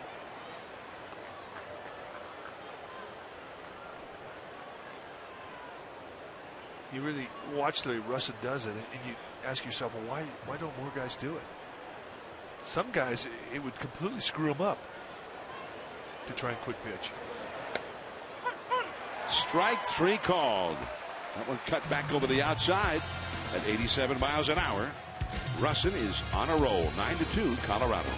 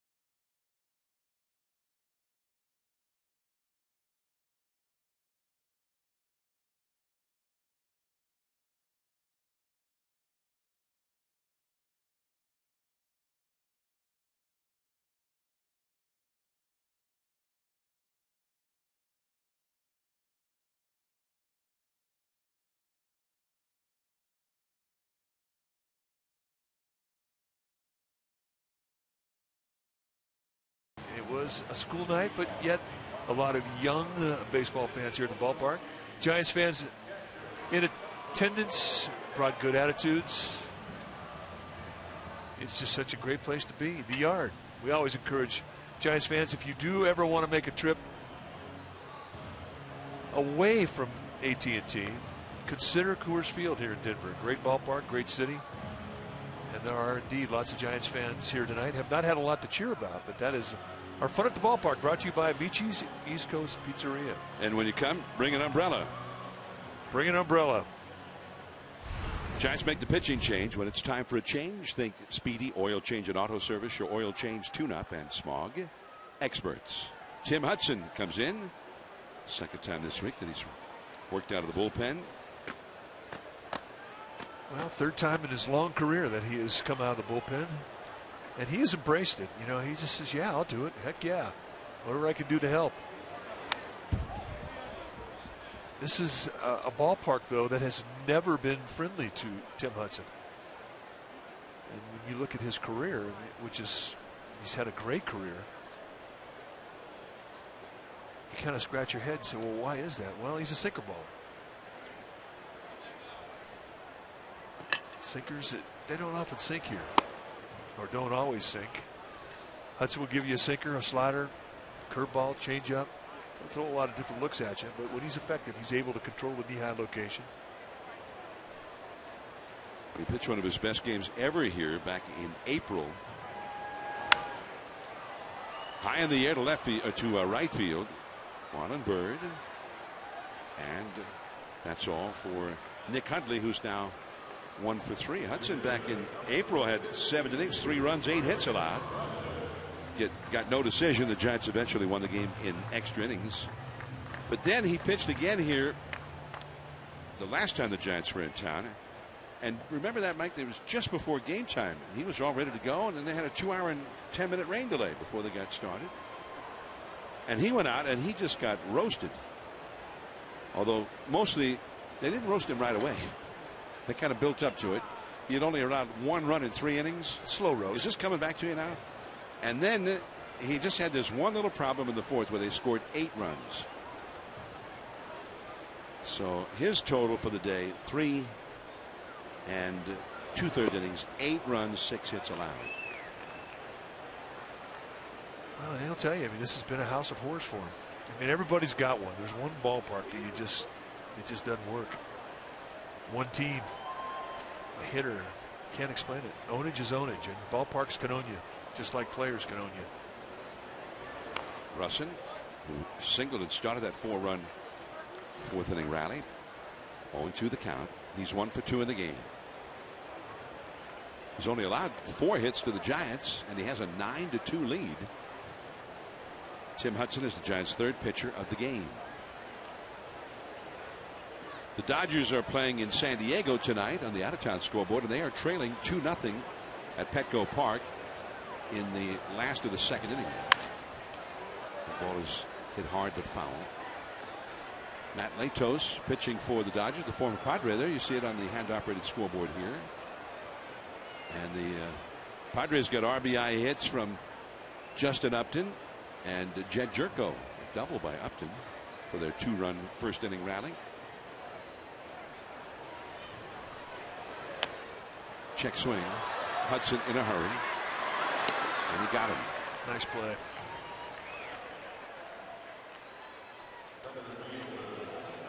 Charlie Blackmon up now, 2 down.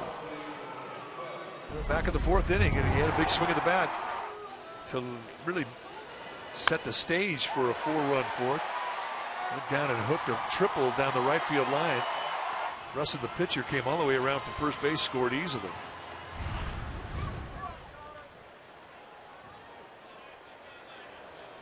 And as you pointed out, it was triple number 8 on the year for Blackmon. Well, this seems like it would be the best ballpark for triples, doesn't it? Well, yeah, especially in left center, right field line. If you've got speed, think 3 bags. Just so much area out there. Even left field line, 347 to the left field foul pole, 350 to the right field foul pole. I met the owner here several years ago, and I had some suggestions, because you know I'm always looking to help guys out and help their team and give some good ideas out. But, you know, the Giants, when they played in New York, they were at the Polo Grounds. And remember the Polo Grounds? It was 483 to straightaway center field. Almost impossible to hit a home run to so center field. Here, I said, take out the couple of sections of bleachers out there, at least one of the sections. That ball is foul out in center field. You had the hitter's backdrop. They had the Christmas tree farm out there. Yeah. Christmas tree farm in play.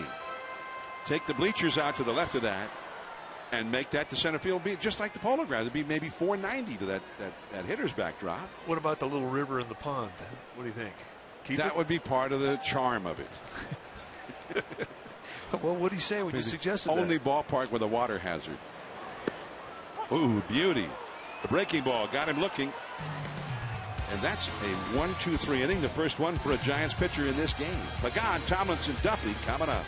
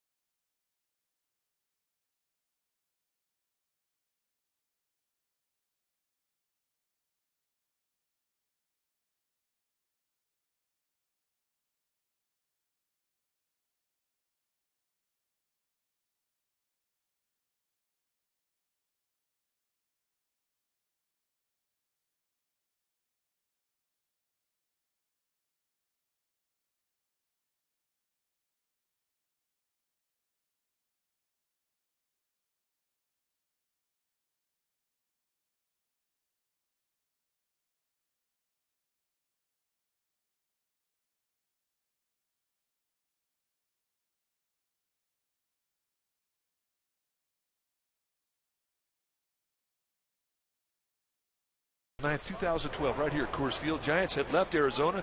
They had been swept, had not won a game to start the season, and Barry Zito threw a complete game 4-hit shutout, and Giants would go on to win a world championship. No walks in that game. 4 strikeouts, 114 pitches in that shutout for Zito.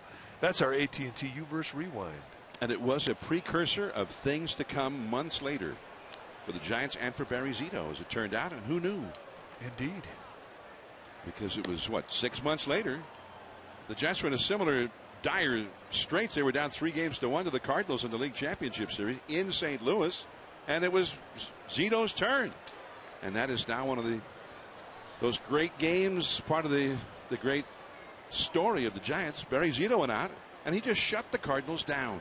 And that's after loading the bases with nobody out in the bottom of the first inning. He got out of it, would go 7 1/3 strong. We weren't predicting it maybe during the first inning that he was going to be that great, but it turned out he was that great. He knocked in a run with a bunt single in that game, too. Barry Zito. His time with the Giants didn't always go that well, but that year was, and he was unbeatable down the stretch. You remember, what was it, his last 10 starts or whatever of the regular season? The Giants won them all. And then he had these great moments in the postseason as well. Yeah, World Series. Matched up against Justin Verlander, game 1 of the World Series. And I think he got a double off of, or a base hit off Verlander, too. The whole country predicted a lopsided victory for the Tigers. And of course, it turned out Pablo Sandoval hit 3 home runs his first 3 at bats in that World Series, 2 of them against Verlander. And that's a walk for Pagan. Now that's good. You'd like to see a little more of that from Pagan, because a lot of times he's been very aggressive at the plate and has ended up swinging a lot of bad balls, but not here. That's the first base runner for the Giants since Kelby Tomlinson singled back in the 3rd. And here comes Kelby. 7 straight had been retired by Russin since Tomlinson's 3rd inning single. Tomlinson has a hit. He also made one of the great defensive plays of the game to end the 4th inning. off the foot and into left center field, and Pagan's going to keep on going to third base. Russin, seems like Russin's all right. He's not limping around or acting like he's in any pain.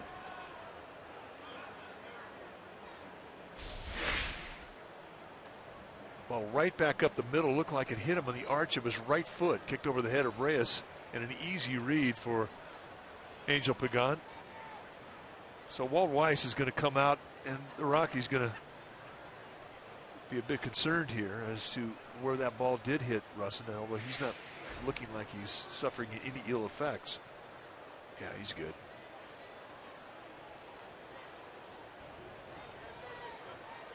So the Giants get a walk and then a single. They have 2 men on, nobody out, and Matt Duffy coming up. Standing on a scratch pad.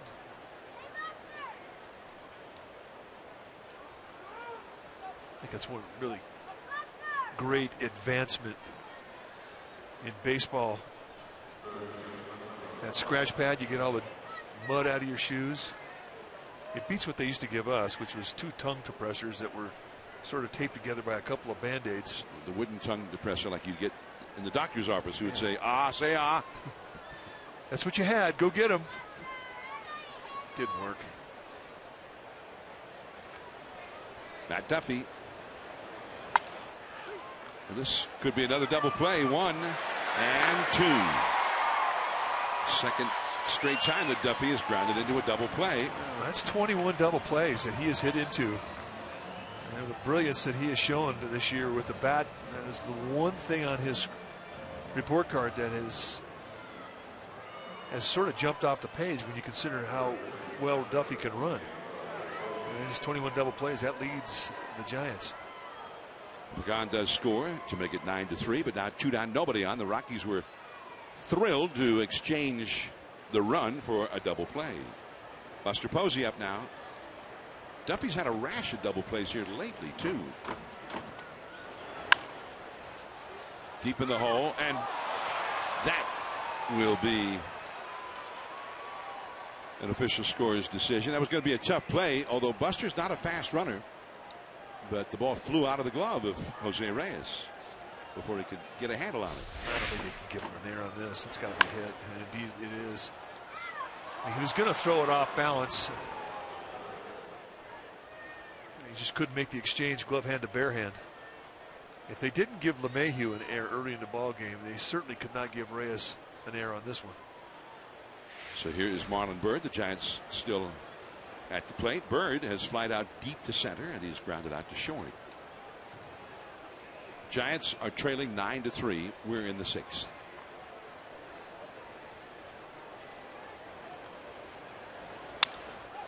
On 1. Oh, good bat. He'll have to reload. That's the sound you're looking for if you're a pitcher. Really got that ball up the bat. Well, Buster Posey with his first hit of the night after getting 8 hits in LA. So he's had a lot of hits lately, but they've all been singles. Each of his last 12 hits have been singles.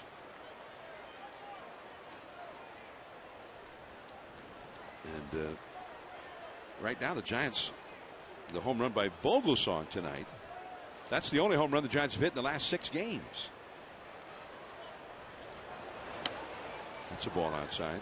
The last home run before Vogies tonight was by this man, Marlon Byrd, a grand slam last Friday night against Michael Wacha and the Cardinals. Byrd with a count of 1 ball and 1 strike. 2 down. Posey at first. LeMahieu out, and Blackman, he's got it.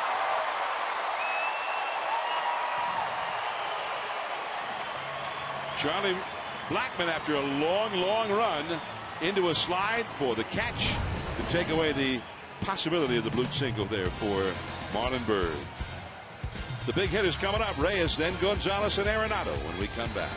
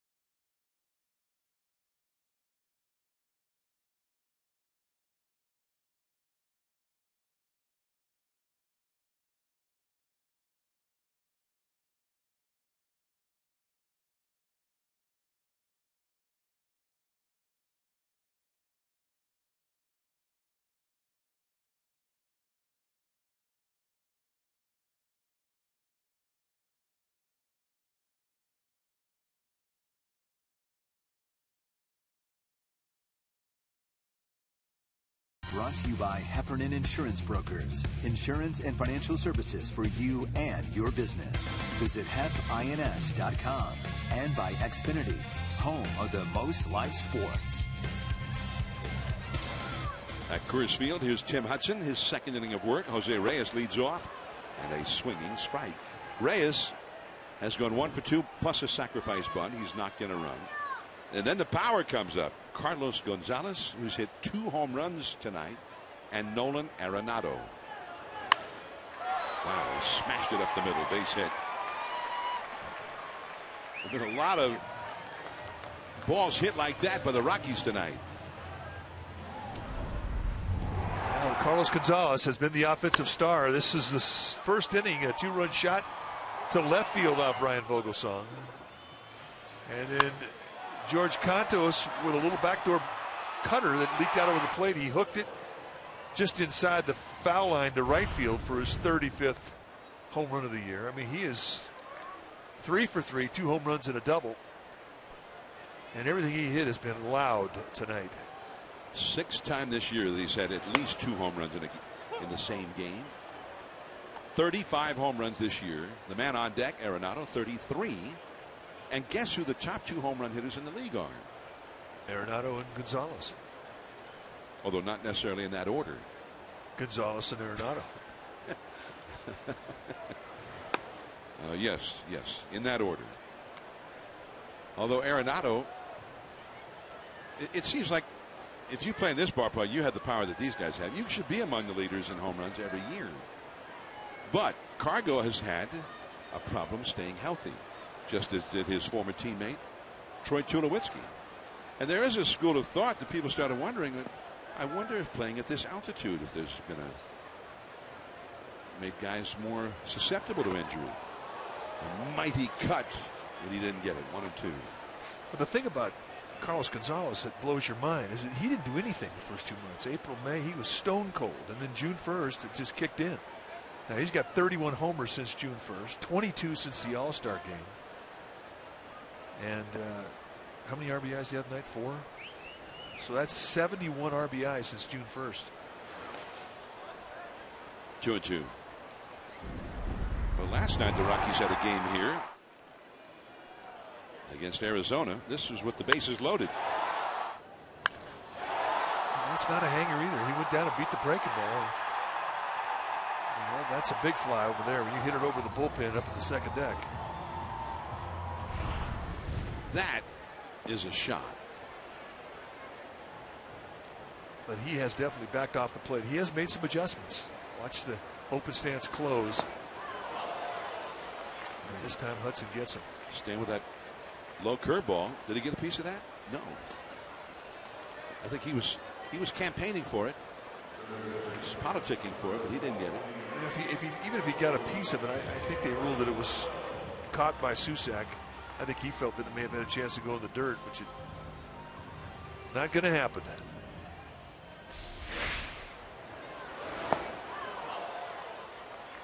I don't think he got a piece of it. I think it did go in the dirt.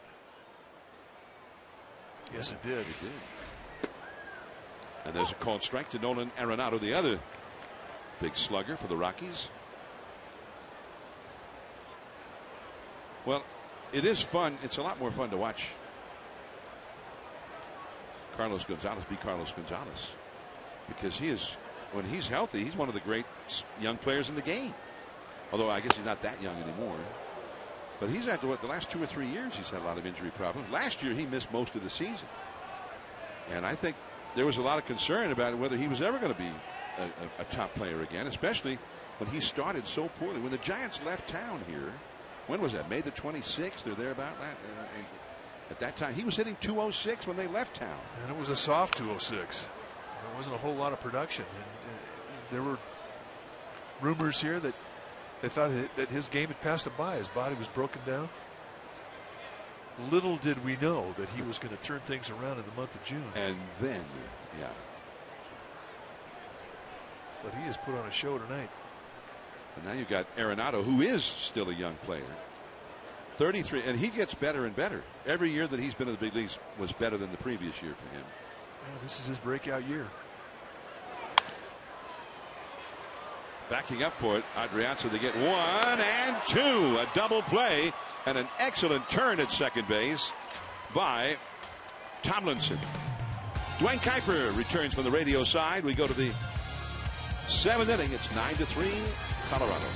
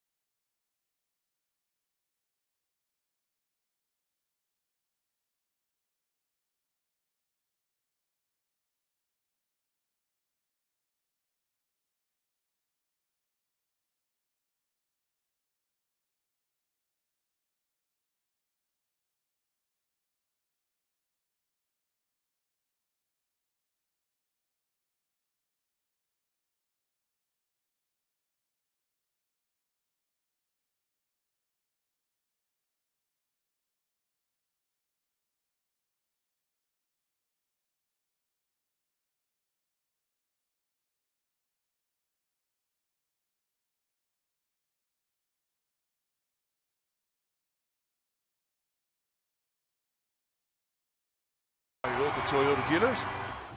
Through 6 full innings of play, 3 runs, 6 hits, 1 error for the Giants, 9 runs, 14 hits, no errors for the Rockies. They have been putting on a clinic. Ryan Vogelsong gave up 11 home runs. He did have a 2-run homer, which he became the oldest player in Giants franchise history at 38 years, 43 days old at the time of his first career home run. So that was very cool. Let's take a look at that. Opposite field. And a 2-run shot at the time made it a 4-2 ball game. We're thinking, all right, Giants right back in it. However, the Rockies have stretched it back out. 9-3. Rockies top of the 7th. Here again, Dwayne Kuiper. And it's Nori Aoki who takes a called strike. So Aoki hitting for Hudson, who, by the way, looked very crisp tonight. Yeah, 2 good innings. And he did something that, you know, wasn't interesting. He just started to pound people inside. Knock some people off the plate. Don't hit anybody. That's not the whole point. But just don't let them be very comfortable. How about that? Don't let them lead. Most of the damage that has been done tonight against the Giants have been pitches middle away. So that may be something that they apply in tomorrow night's ball game. There'll be Chris Heston on the hill tomorrow night for the Giants. Aoki slashes one past Roberto Kelly.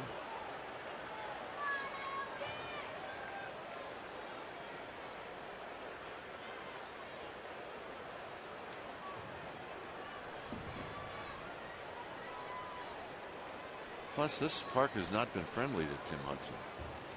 Cody Hall has yet to make his debut this year. You know, the Giants have had some young pitchers make their debut here and have gone on to have some pretty nice careers.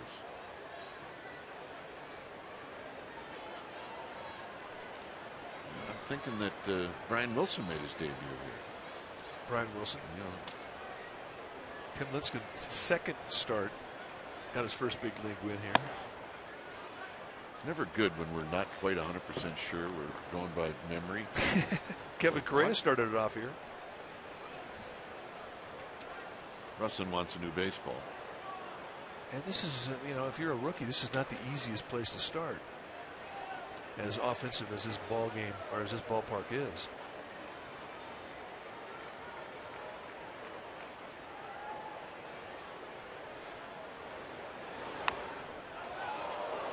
Well, Russin just keeps pounding the hands of Aoki. And almost got Bruce Bochy. He's ticked off. Yep.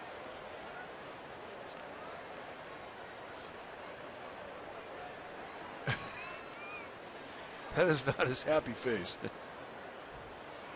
Well, we've seen it though when Aoki faces left-handed pitching. I mean, he will bring some foul balls to the left field side of the field. Oh, like that. Third base side of the field.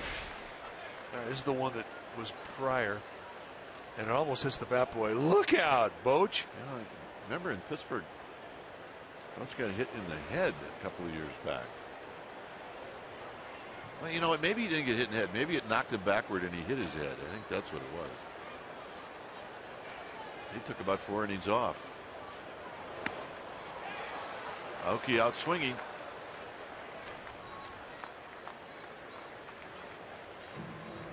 So here's Perez.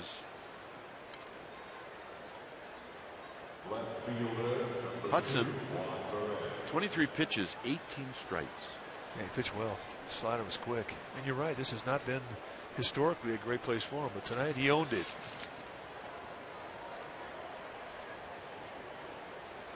So here's Perez, who's 1 for 2.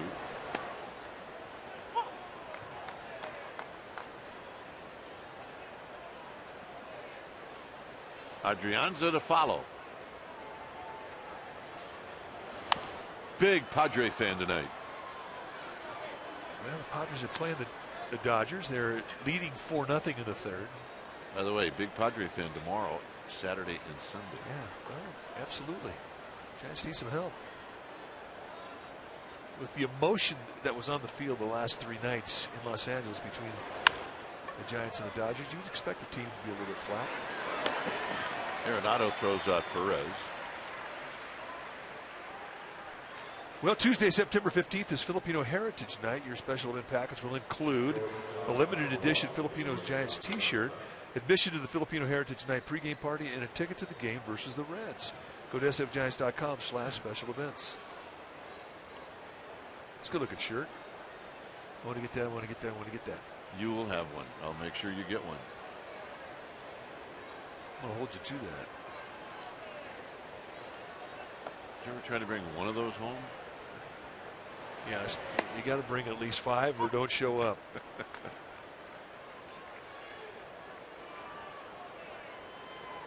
0-1 to Adrianza, who's bounced out twice.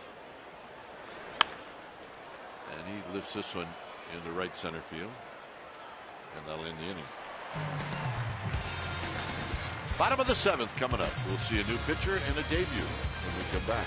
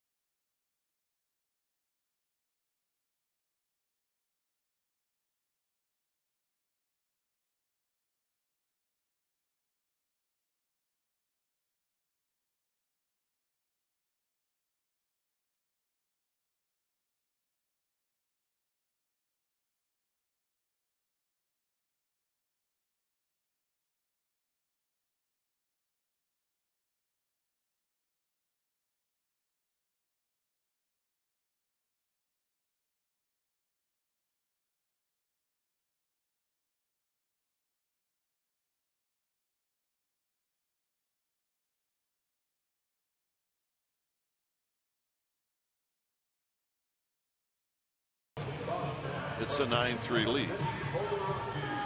Keep up with the pennant races in true HD quality on MLB.TV Premium. It is the #1 live streaming sports service. College students enjoy a back-to-school offer, a 35% discount. Blackouts and other restrictions apply. Visit MLB.TV today. When it's time for a change, think Speedy Oil Change and Auto Service. Your oil change tune-up and smog experts. And a strike from Cody Hall as he throws his first pitch in the major leagues. And there's his family. Well, a moment that they'll never forget as Cody Hall starts his big league career.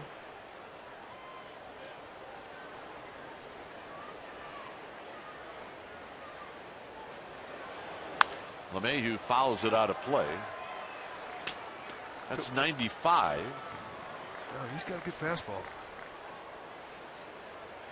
In his minor league career prior to this year, had 238 strikeouts, 186 innings. So he's got the ability to strike out. You'll see mid to high 90s in the fastball. Nice tight little slider. Saw him a little bit at spring training. Hard thrower. And LeMahieu's gone. So he just impressed LeMahieu. Well, they call that a foul? Or was that just 2 strikes? No. Or am I not paying attention? Well, so too. He just got a piece of it. But that was the split. That's the third weapon that he has.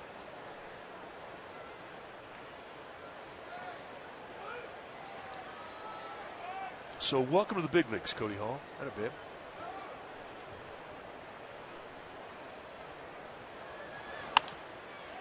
Adrianza. 1 out. Good fastball, and he got it right in on the hands of LeMahieu.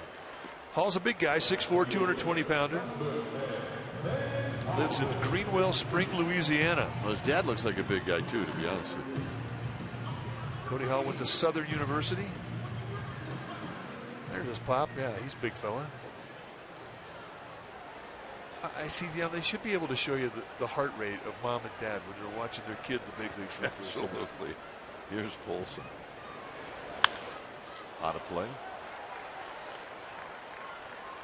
Cody Hall, originally drafted by the Tigers in 2010, did not sign. Was a 19th round pick for the Giants the next year, 2011, and worked his way up. Salem Kaiser, Augusta, San Jose, Richmond, Sacramento, San Francisco. Adrianza in shallow left field will tell Perez he's got this one, and he does. 2 outs. And that'll bring up Rosario. That's a great time of year.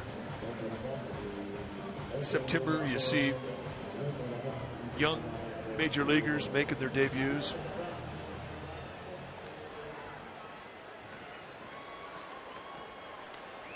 All 27 years old.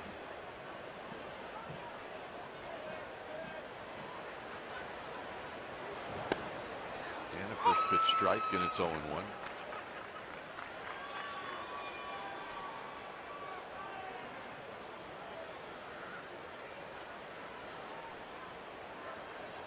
Very quiet in that row.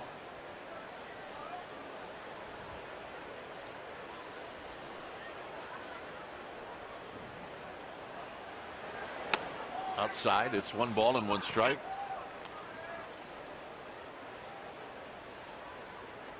You know, it's the pitch you look forward to making your whole life. For a hitter, it's the at-bat you look forward to taking. And for Cody Hall, I mean, he paid his dues.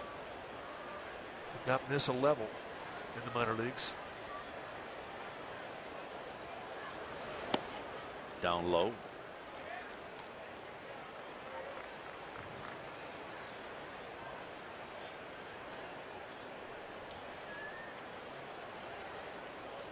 Yeah, it is a 9-3 ball game, but not for him. It's not. Another Southern boy, huh? Savannah, Georgia, born. 2-1 pitch. Here it is. Pop back it out of play. Challenged him at 94.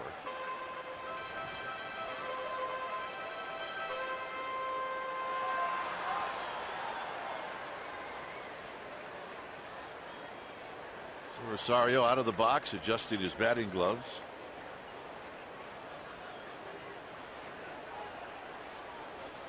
Mom and Dad checking it out.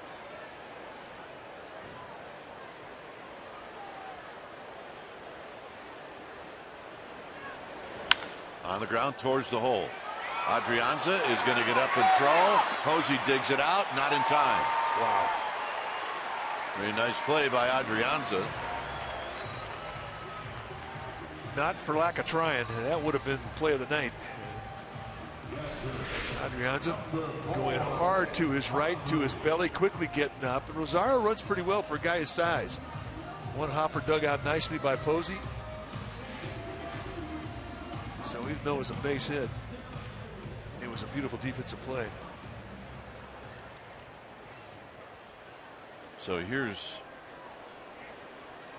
Hundley, who's 1 for 3.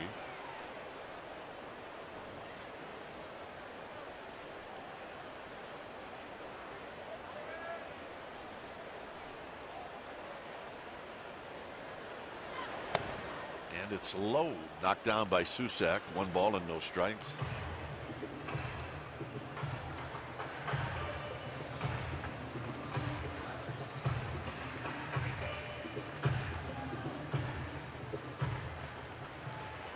This will be the 14th pitch for Cody Hall here in the 7th.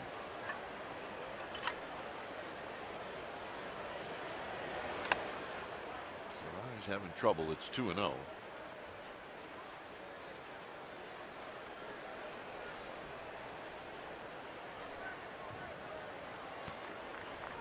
And there's the Hall entourage. They're probably watching it on MLB app.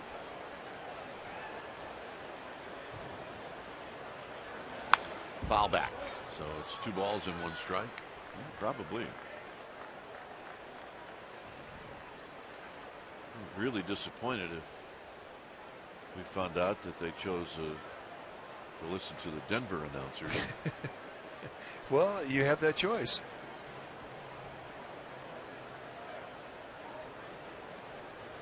Oh, they're pretty good.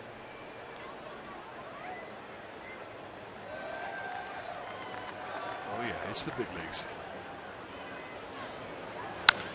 Line drive. That's a base hit. It'll be Pagan who knocks it down. And they're going to stop Rosario at 3rd. So all of a sudden now it got really interesting for Mom and Dad.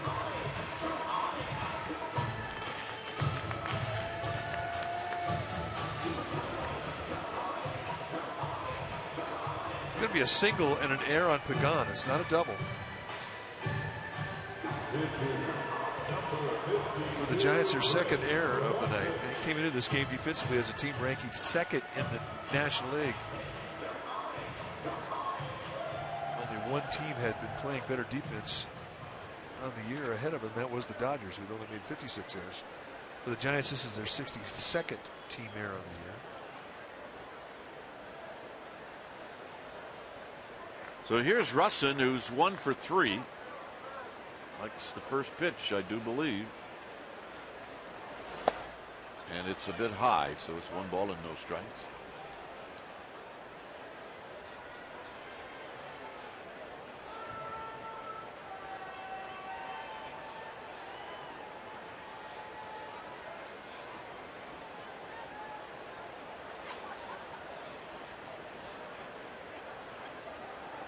Cody Hall, the high set right at the letters in the pitch. And there's a line drive. And it's at Perez, and that's going to end the inning as he battled the lights and made a nice play. 8th inning coming up. And it'll be Susak to lead things off.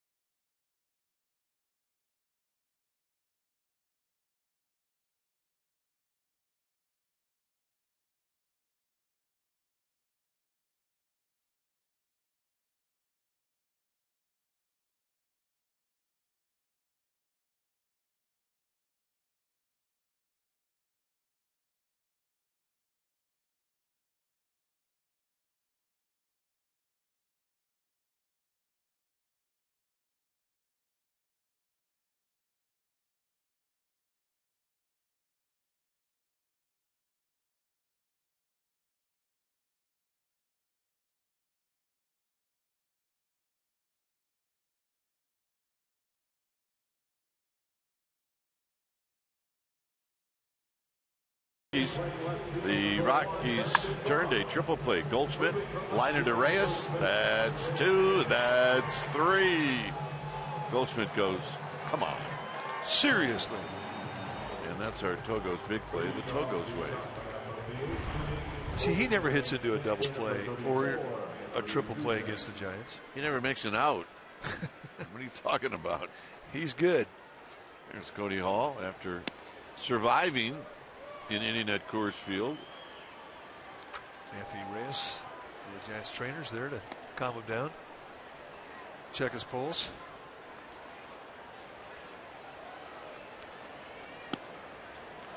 Russin made the last out. That's why it's taken a little bit longer to get everybody ready. Russin, I beg your pardon. Barnes is now in left, and Paulson moves from left to first. So Willie Rosario out of the game.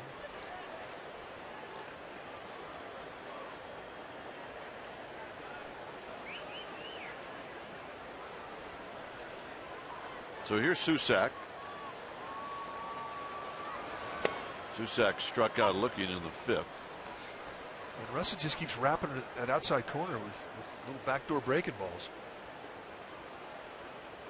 Susac struck out on a call strike 3, similar pitch his last at bat. And Russell just keeps going back out there. If you have an umpire who's going to give it to you, why wouldn't you? And he's excellent command. By the time you think you need to dive out there to cover that outside location, zip, he heats you up with fastball inside. Russin has pitched well tonight. 19 for 20 first pitch strikes. And a quick pitch, and it's outside. It's 2-2. I remember it happened in Philadelphia, a quick pitch. I don't know, I'm sure you read about it. It was probably 5 or 6, maybe even a week ago. Susac bounces this one to Reyes.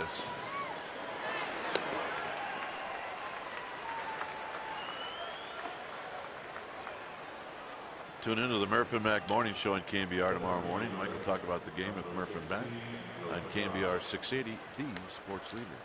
Mike will be on at 7:30. I'm going to follow him at 8:30, and tomorrow I'm going to contradict everything he says just for fun. I will take notes and I will pass those on, a little cheat sheet for you, so you'll know what you can disagree with. Anyway, the quick pitch to one of the Mets pitchers did it to one of the Phillies hitters as Pagan fouls it back. The hitter had his head down. He'd gotten into the box, put his head down, pitch, and both teams ended up on the field, led by Jeff Francoeur. And it's not that I don't believe anything illegal was done, but Phillies actually thought that it was dangerous.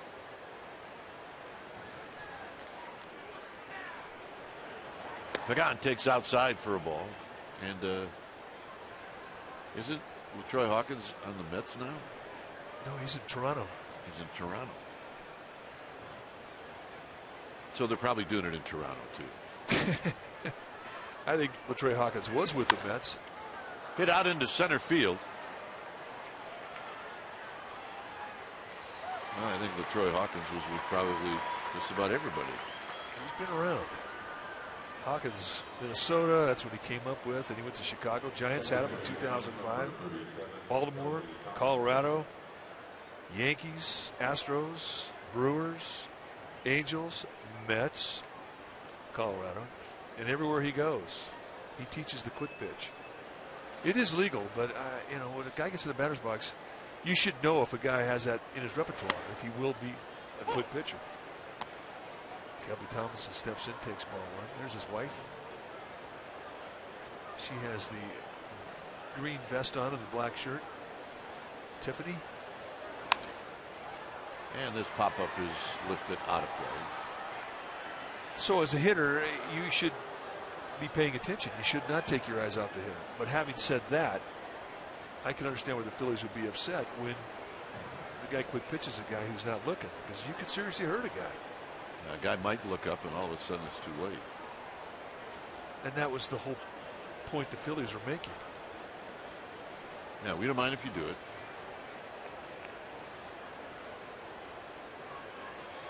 0-2 to Tomlinson. 1-2. Tomlinson's got 2 hits tonight.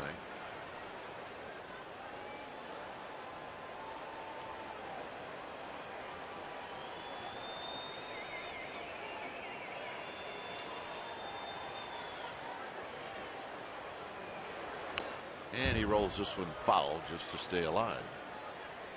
Giants are excited about what they have seen with Kelby Tomlinson since he's been called up.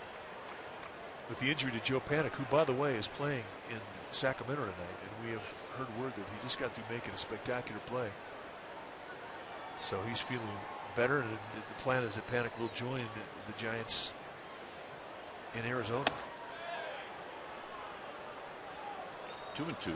But from Tomlinson's perspective, he has really put himself on the map.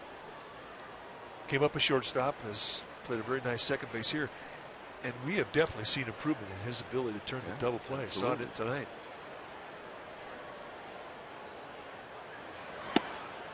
And we saw it with Joe Panik when he arrived last year. Just did not feel comfortable, and then once he did, once he felt like he belonged, he really took off. So you say, well, how do you keep both guys happy? I mean, how do you who plays? Well, Joe Panik's going to play, but Kelby Tomlinson is going to be a super utility. That'll end the inning. Bottom of the 8th coming up.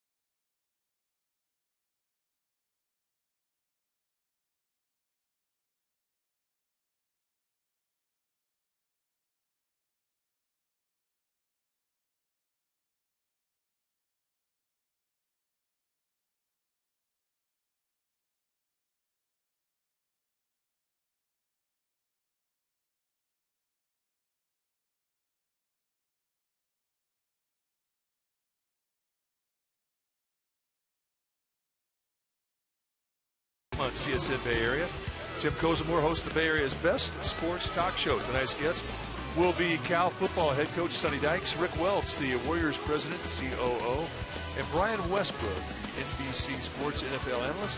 All that and more tonight, 9:30 p.m. on CSN Bay Area. 9-3 Rockies. Here's Charlie Blackmon to lead things off.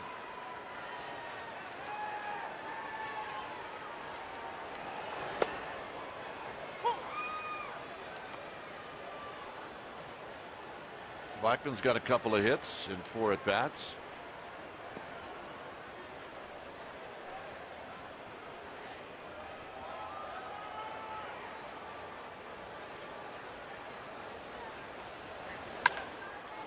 And he pulls it foul.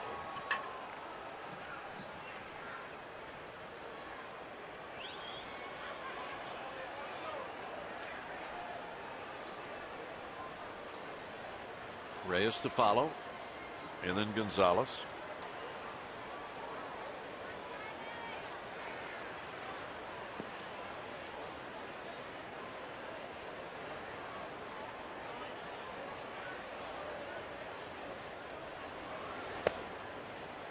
Susak wanted it high, maybe not that high. It's 1-2.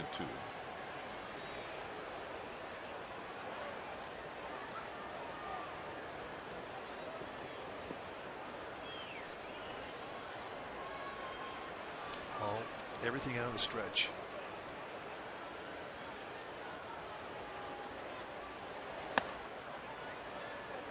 It's a bit of an overthrow there. Starts his hands high.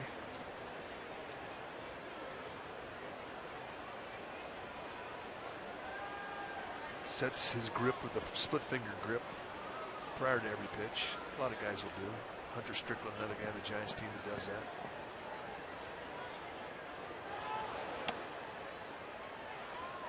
So there was that split finger fastball.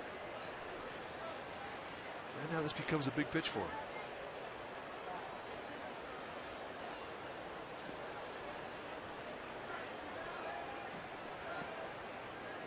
3-2 pitch. Here it is.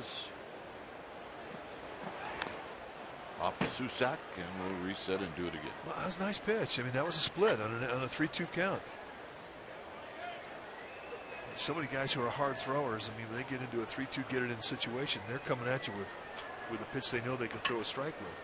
And that right there is a question that pitching coaches will ask young pitchers when they get to the big leagues. What do you throw? Will you throw it 3-2? And he just proved it.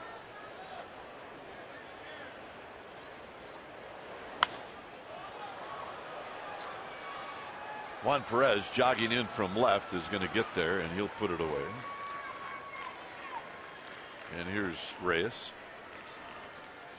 Stay tuned immediately after Giants baseball for Eastern's Giants postgame live. You get highlights, reaction, analysis. It's all coming up after the game.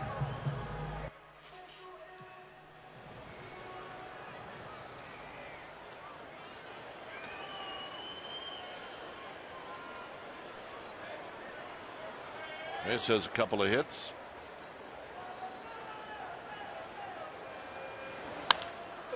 Buster Posey's got it on a big hop.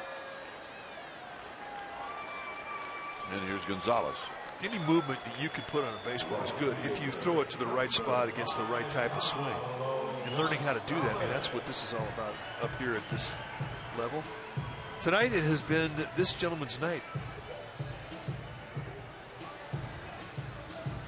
He's got 2 home runs, a double, 4 runs batted in.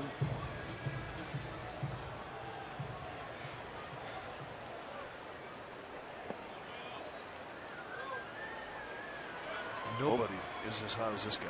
Overshift is on. And he hits it off the end of the bat foul. Well, we'll make him our player of the game. It's brought to you by Honda, and why not? 2 home runs on the night and a double. This one, 2-run shot in the first inning, opposite field. Then he comes up in the 4th inning with a man on and does this. Hooks a little cutter. I mean, that was another rocket. So, our player of the game brought to you by Honda, Carlos Gonzalez. Be careful. That's where he likes it. It's 0-2.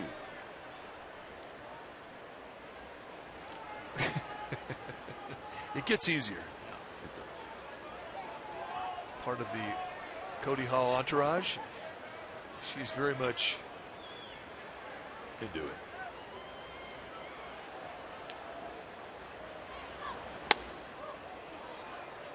One and 2. That was close. I agree. It was close.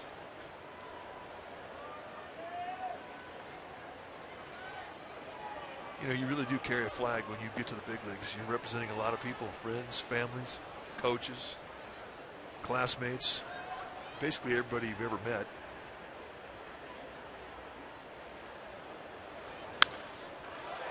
And a base hit.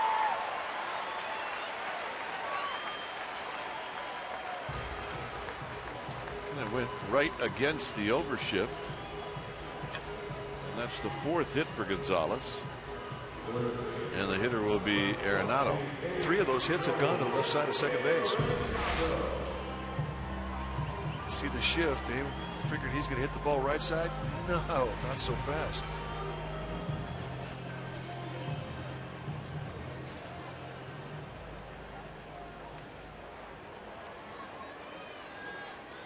Arenado's got a couple of hits.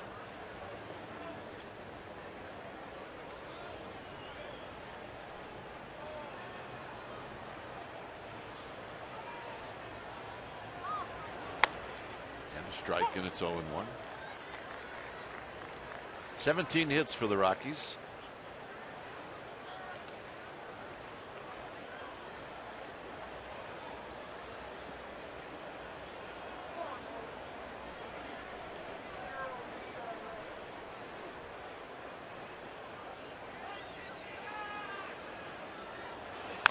That foul. It's another game two.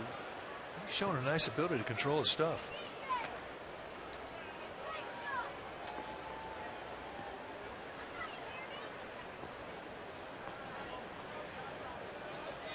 Because you know his heart's pumping. The adrenaline is surging.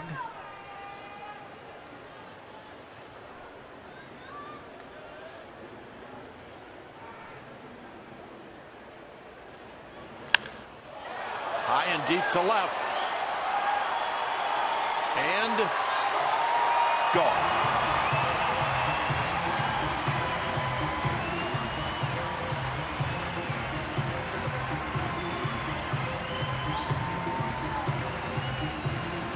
Well, welcome to the big leagues.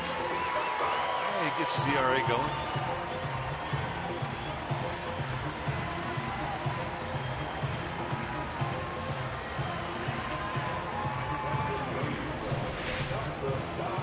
Wanted the high fastball above the letters, and this is the problem when you try to elevate. You've got to miss on the side of high. You cannot miss on the side of low, because if it drops down low, it is in the happy zone. Right between the belt and the letters, and Arenado, who has had a breakout monster year, he is not going to miss that mistake.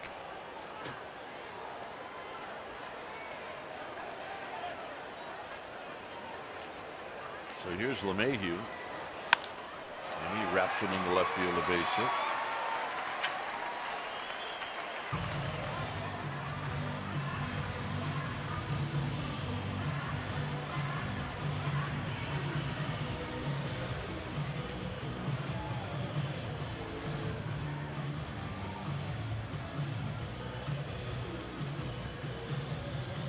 So Bruce Bochy's going to go to the bullpen.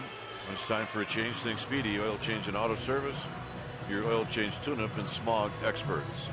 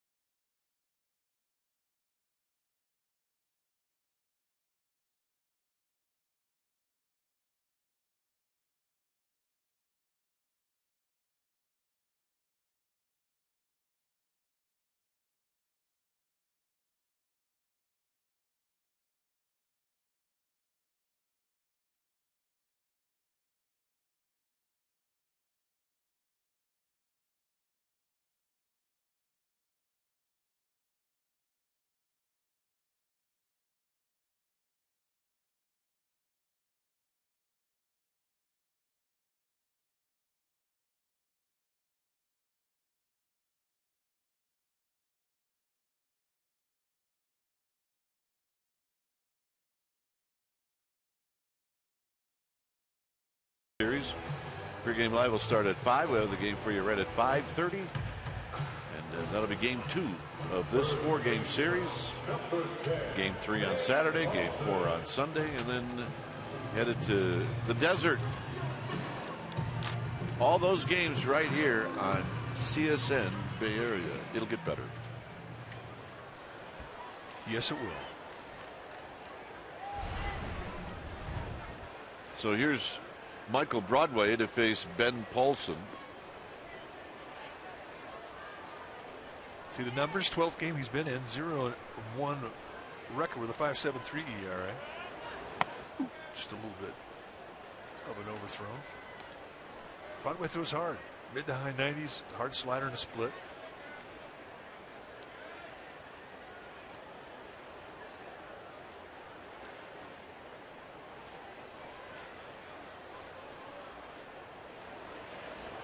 Ball back.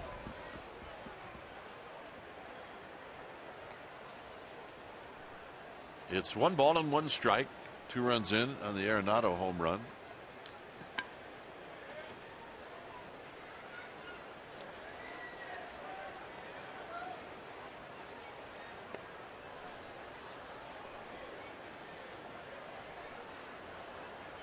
The pitch inside. It's 2 balls and 1 strike.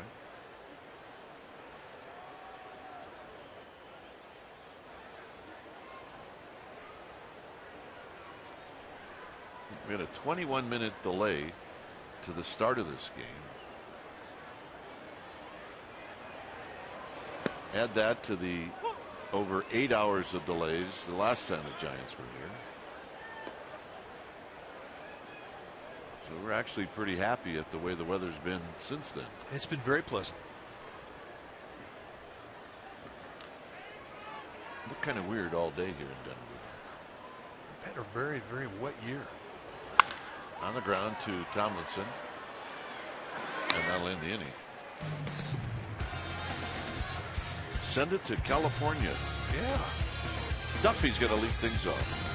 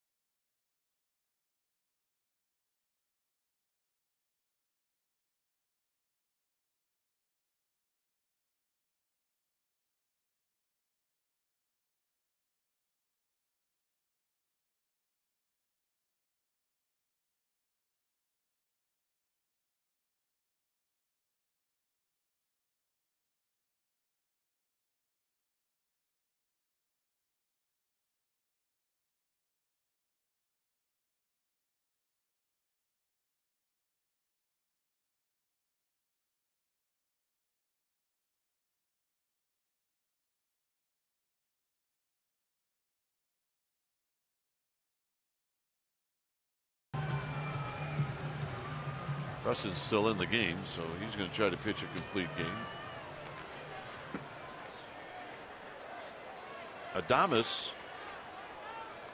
Christian Adames is now at short. Barnes moves from left to right. And then in left field is Kyle Parker.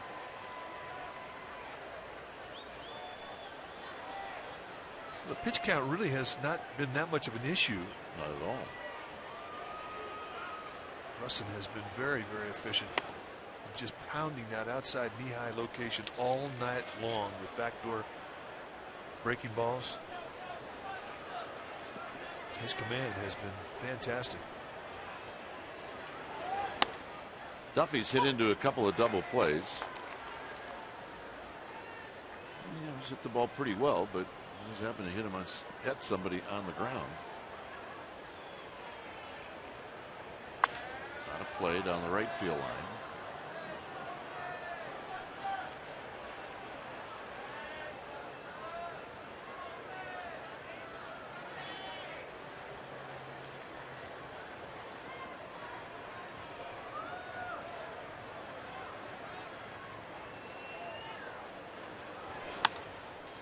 foul down the right field line. And by establishing that outside corner with the backdoor breaking balls against these right-handed hitters, it sets up the fastball in, and he has made very few mistakes out over the middle of the plate. Been an impressive night for Chris Russin. On the ground to second. 1 out.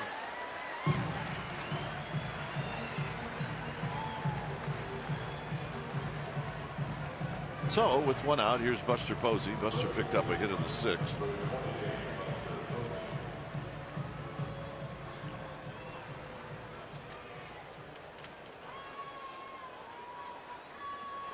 He had a complete game in August against the Padres. So he's pitched well tonight. Well, he really has. Good athlete. We've been impressed with all parts of his game. He's a good hitter. Fields his position well. Buster drives this one to right, and Barnes is there, and he'll make the catch. That was easy. Those low, medium line drives kind of get lost in the lights. And you can say that to both sides of the field. We saw Juan Perez struggle with a play similar to that in left field. And here Brandon Barnes gets the wrestling match. So here's Marlon Byrd, who's 0 for 3.